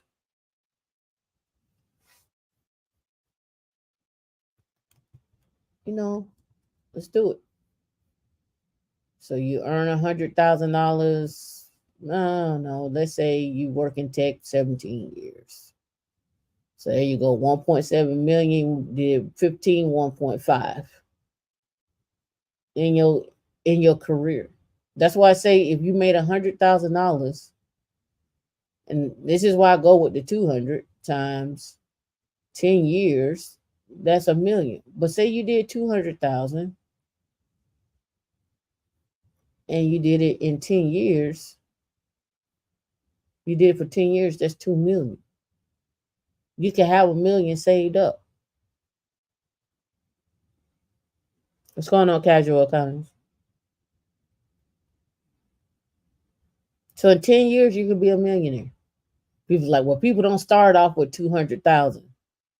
No, but somebody might start off with 150. Somebody might start off at 130.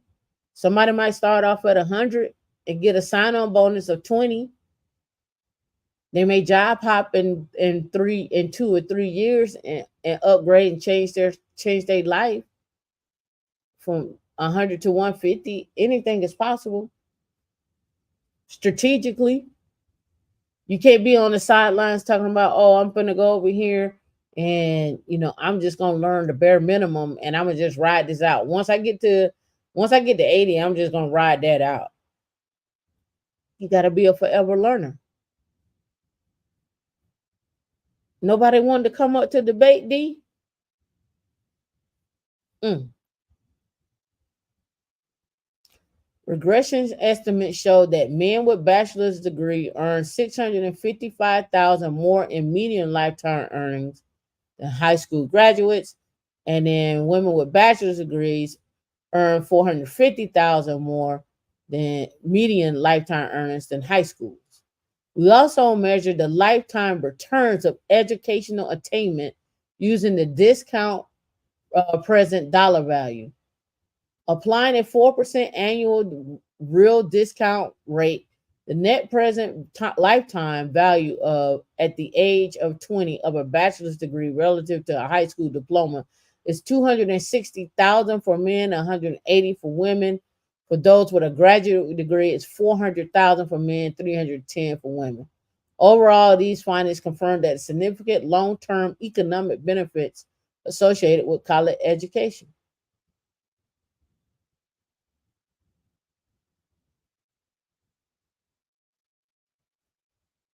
I don't make the numbers up.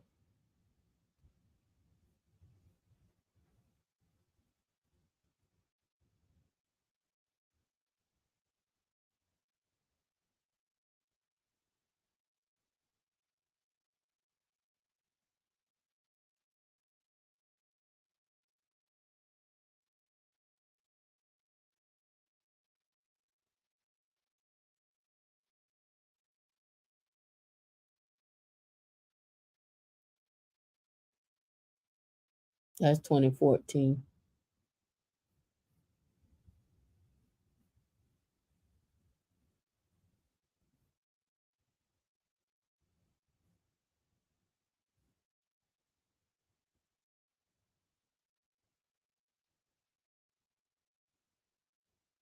Supplement children receiving SSI, congressional statistics.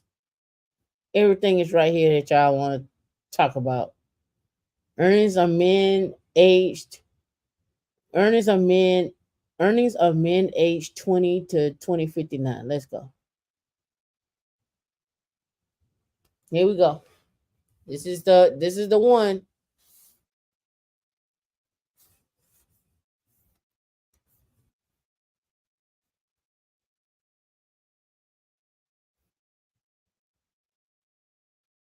And then we got one foolish finance Friday that I know y'all gonna enjoy this one. Okay, so men aged from 40 to 49 is what we're looking at here, and it's at 63,000. At 50 to 59, it's at 62,000. Well, what I'm seeing is these are the median annual earnings of men from 20 years old to 59 years old. This is the average.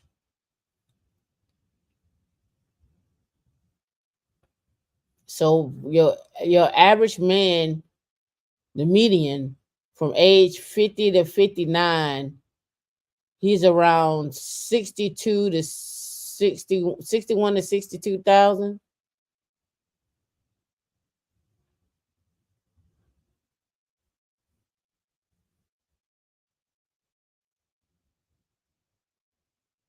Overall, men aged 40 to 59 experienced a decline in real median annual earnings over a 31-year period from 1990 through 2020. While these earnings increased slightly among men from 20 to 30. Don't everybody say men get better over time? They hadn't healed. I don't know. I'm just reading what this says. Overall, men aged 40 to 59 experienced a decline in real median annual earnings over the 31-year period. Source: Social Security Administration.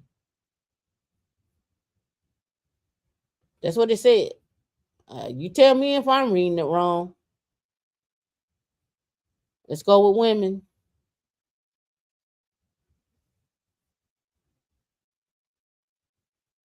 All right, women, 33, about 30 to 33,000 over time, 41, 37 to 41, give or take. Earnings for women. Earnings for women in the three oldest age groups increased across the decade analyzed, were higher in 2020 than any other preceding 30 years.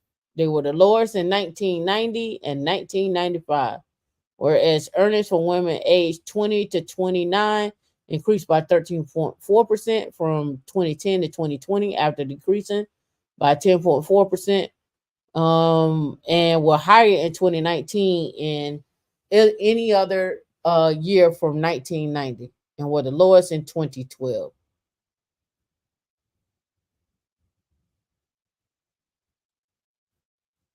Right? That's what they say. I can only go by what they say.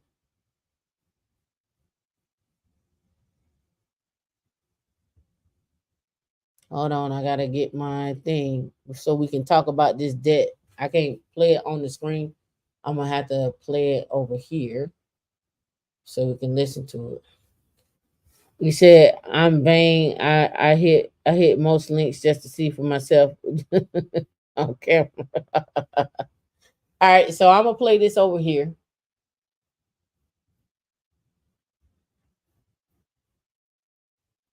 And you all let me know, can you hear? And let me turn my sound up. I haven't start playing it yet.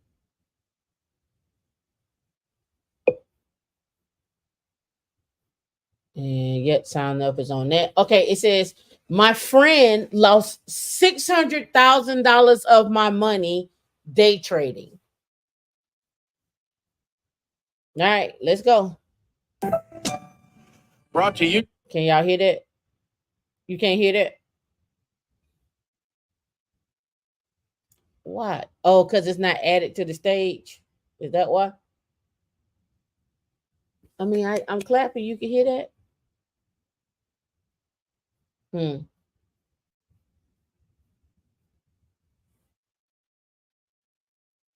Hmm. Let's try this. Can you hear this? Hold on.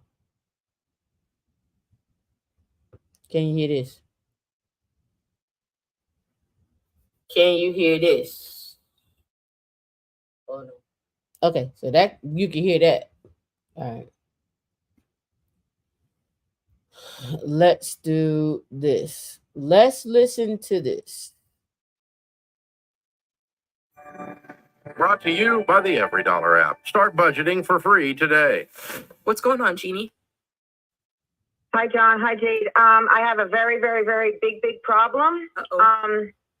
I lost I'm 58-year-old single mom of 3 grown boys. I had a trusted friend watching my money, and we lost it all, $400,000 in a brokerage firm, and it went into my retirement fund. So it's over $600,000 that I lost. So I'm pause right there. She had a friend that she trusted. She is a single mom of 3 boys. She had $400,000 in a brokerage account and $200,000 in her retirement account. He went in and did day trading and lost $400,000 in her brokerage account, and then went into her 401k, her retirement account or IRA, and lost $200,000 there. This was a friend. So let's go. Oh no. Obviously I'm devastated. But thank you, Dr. John, that I've been listening to you for a long time. So I've been trying my best. I'm in trauma therapy and trying my best.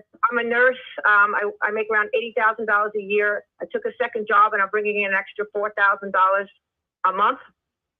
I own a home that I have $400,000 in equity, and I'm just not sure what the next step is for investing. I could sell the house. Should I sell the house? Because I always led my life, correctly, no credit card debt. I paid for my children's college, and now this is where I'm stuck. All right. All right. So she got $400,000 in equity in her home. She is a nurse. She makes $80,000 a year. She pays for her kids to go to college as well. And she picked up a second job that brings in an additional $4,000 a month. Would you be upset if your friend did day trading with your account and lost 400,000 and 200,000 out of your retirement.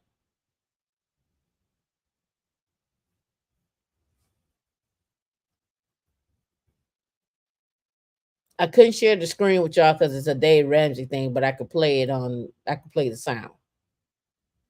So this is the easier way to do it without them taking the stream down.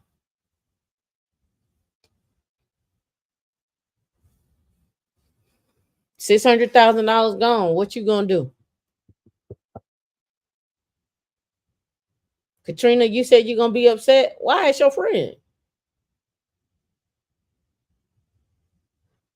It's your ace boom coon.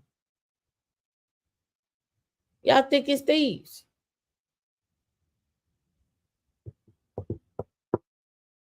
Katrina, they was only trying to help.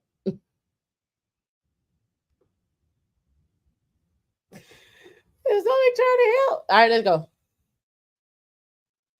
It's like, Jeannie, I hate this for you. You trusted a close friend, huh? Yes. Was that friend like, so one of my college roommates is my SmartVestor Pro, manages my money, right? So I'm in the same boat. I'm gonna call him right after the show. Just kidding. I know he's doing great. But did your friend like make stupid bets, or was your friend in charge of a mutual fund that just went belly up? I think he was trying to make a lot of money, and he was day trading, basically day trading. Went through hundreds of thousands of dollars day trading, and then he lost all of that. He didn't want to tell me, he was giving me fake statements, and so he's a criminal. So on top of that, he was day trading and he was giving her fake statements. He wasn't telling her what she lost. Wasn't telling her how much he was spending. Now we're gonna get into this session on how she found out, how she lost the 600,000, how she found out, because she didn't know that she was losing money. Listen, I'm too OCD. Like when it comes to my money, I'm logging into accounts. What are they doing at 2 o'clock in the morning? Is the market still moving? Okay, it's still going up. It's doing something that got $5 in it. I'm too nosy for that. You couldn't. Once you lost 1,000 or 2,000 with me, I would have like, hold up, sir. Sir. 600,000 gone. 400,000 in the brokerage, $200,000 in her retirement account. He went into her retirement account. Now, if I would have lost this lady 400,000, I would be like, dang, I lost her. I'm not gonna go get another 2. I ain't gonna go get another 2.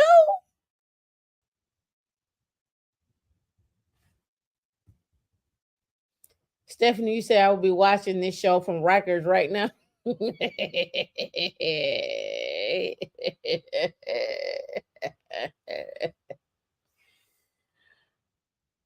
I don't know if y'all ever seen the show The Burning Bed.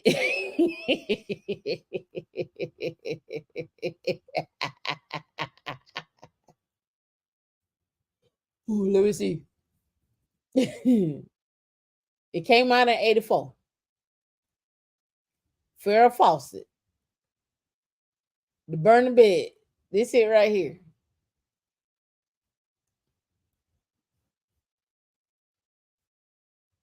The Burning Bed.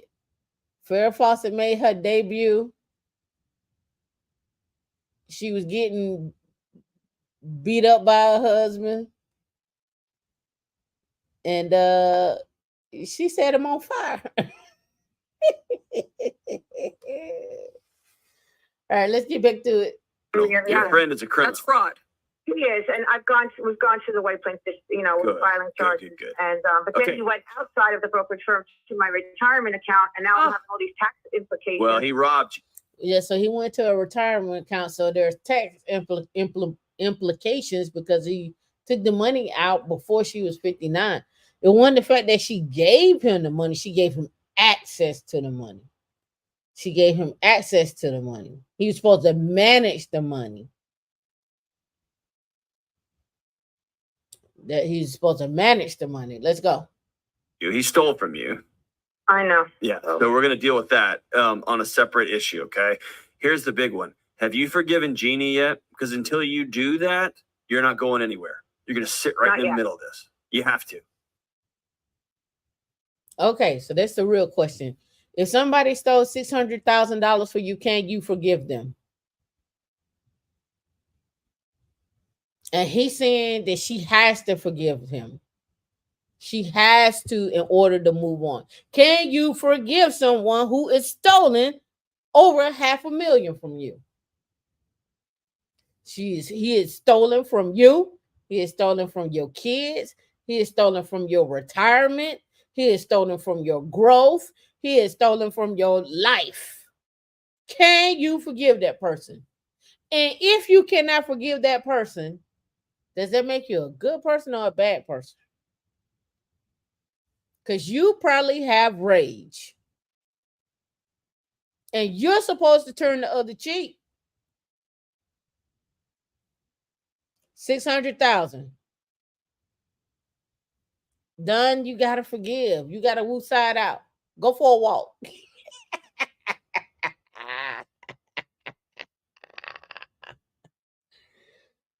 Go for a walk.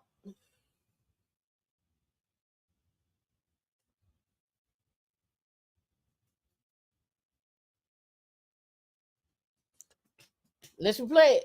D say you think you said you forgive yourself. Let's rewind it. Do. Okay. Implication. Well, he robbed you. He stole from you. I know. Yeah. So we're going to deal with that on a separate issue. Okay. Here's the big one. Have you forgiven Jeannie yet? Because until you do that, you're not going anywhere. You're going to sit right in the middle of this. You have to. Jeannie is her. I think I will be able to, but not yet. Okay. How fresh is this? December 18th? Ooh, child. You're gonna have to. Okay, let's just cut right to it. Be real honest. How much of this do you know in your gut? Things have been kind of shady for a while, or were you just caught flat off guard? Caught flat off guard. Okay, then you got to forgive yourself. Listen, we have in our culture, we have like a process for when a friend stabbed us in the back. We don't have a good psychology for when a friend stabs us right in the face. Yes, we do. And that's what happened to you. If somebody stab in your face, your natural reaction is going to be the punch back. Yes, we do. Yes, we do. Really, she has to forgive herself first to move forward. She made the choice to trust them. She's mad at herself. I think listen, the day that lady found out, I bet you she was hightailing it, trying to get to him. All right. She forgives herself, then what? What happens next? Do you trust again? Will she ever trust a financial advisor again? Will she learn about money now? How to invest it, how to save it? I bet you she go get her Series 65. They looked you in the eye. They didn't do anything conniving behind your back. He stared you down and you lost everything. Yeah, when he went into my retirement fund, he had like paper checks, hard copy checks cut and took it out of my mailbox. Yeah, he stole. Obviously, I would never take out. He's a criminal. But, he's a crook. So he got paper checks out to get money out of her account.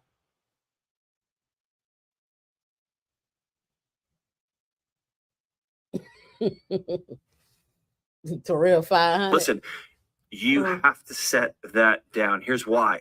Your emotional reactivity is going to color what you do next. Okay. And you have to go into this next season as clear-eyed as you can be.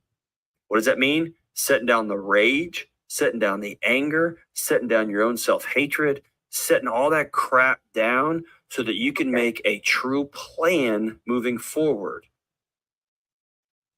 I will listen to you. Is that fair? I can't even today, just trying to pump gas. I'm shaking because I feel like I'm putting diesel in because I can't even make the decision on which gas. That's right. Because you have lost the foundation with which you walk on, which is trust in Jeannie. You gotta let yourself know I got robbed. No, she lost over $500,000. She ain't lose trust in her. She trusts herself because she didn't even go to work. She got a second job. She's starting to save money again, but she lost the faith in her in the friendship and anybody around her at this point.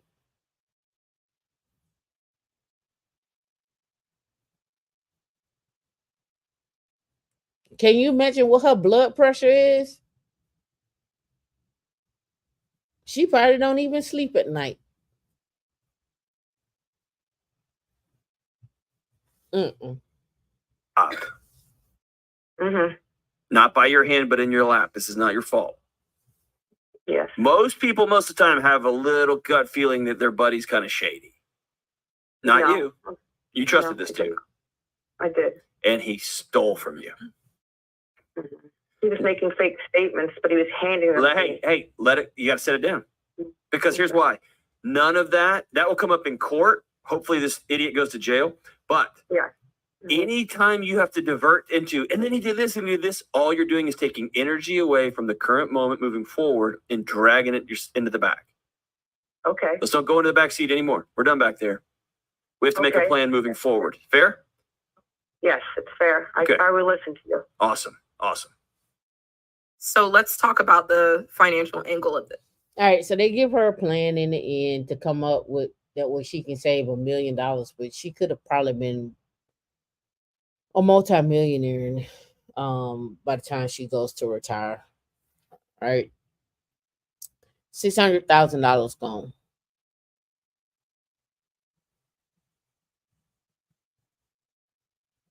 $600,000 gone.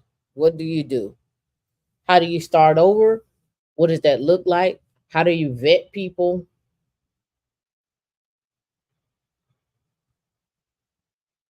Everything. What is the best way to get to vet people? Do you even vet them? Do you let somebody else manage your money? Who do you trust? And better yet, who do you trust when you all are married? Because people siphon off money all the time in marriages. We saw the guy that forged the signature, the whole nine. We've seen that. We've seen that. I thought this one was an interesting one because it really showed you one how she trusted the person and what she thought would be, a good thing to do.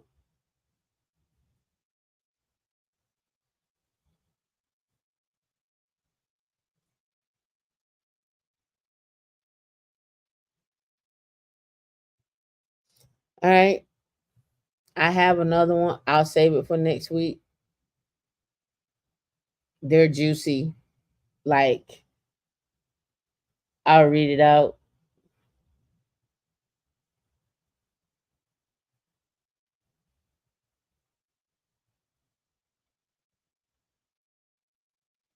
I'll read it out loud. All right. So says I'm very sad. My brother refinanced our mother's house and sold the contents. Can we claim a share of the proceeds? So the brother refinanced the mother's home, sold all the contents in it, and says they want to claim the proceeds. Another one, death and money bring out the worst in people. My stepmother wants me to relinquish my rights to my late father's estate. How do I handle this gracefully? And D, you tell me, what would you do? I was dumbfounded. My mother-in-law gave me a diamond ring. I went to a gemologist and they said it was fake.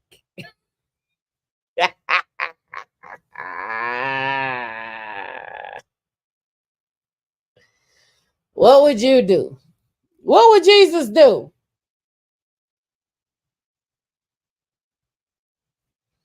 What would Jesus do?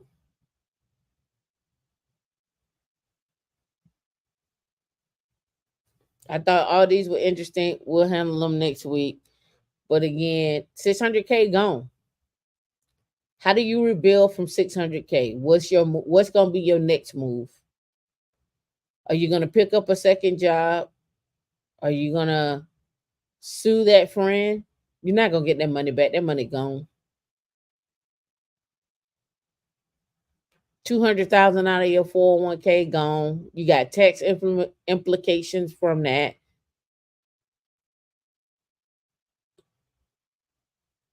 You hit with tax penalties. You got to pay for them. It's in your name. Do you close the account? Keep the account open? What do you do? Where's the friend D? I don't know. And then the next question is, how do you mentally recover from this? What is your, because she's going to therapy.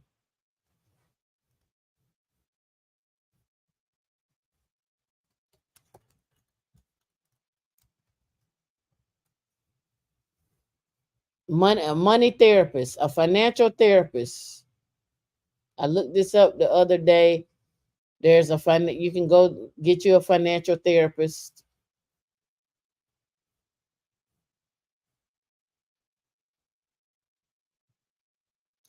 You can go to the Financial Therapy Association.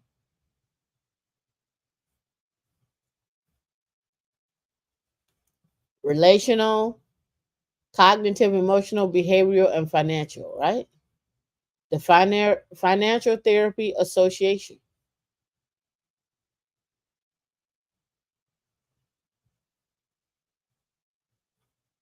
You too can be a financial therapist.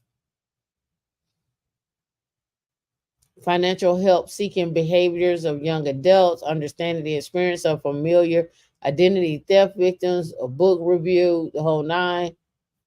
Get your financial therapy on. Some of you may need a financial therapist.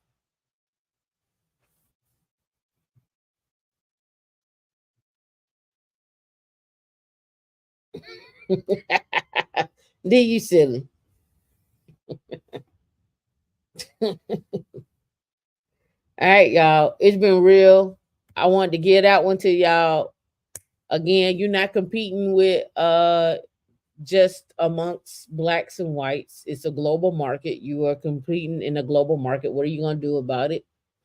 What skills are you going to have? What skills are you going to have that's going to last you the next 10 years? And what skills are you going to have if you came across someone who you trusted and you lost $600,000?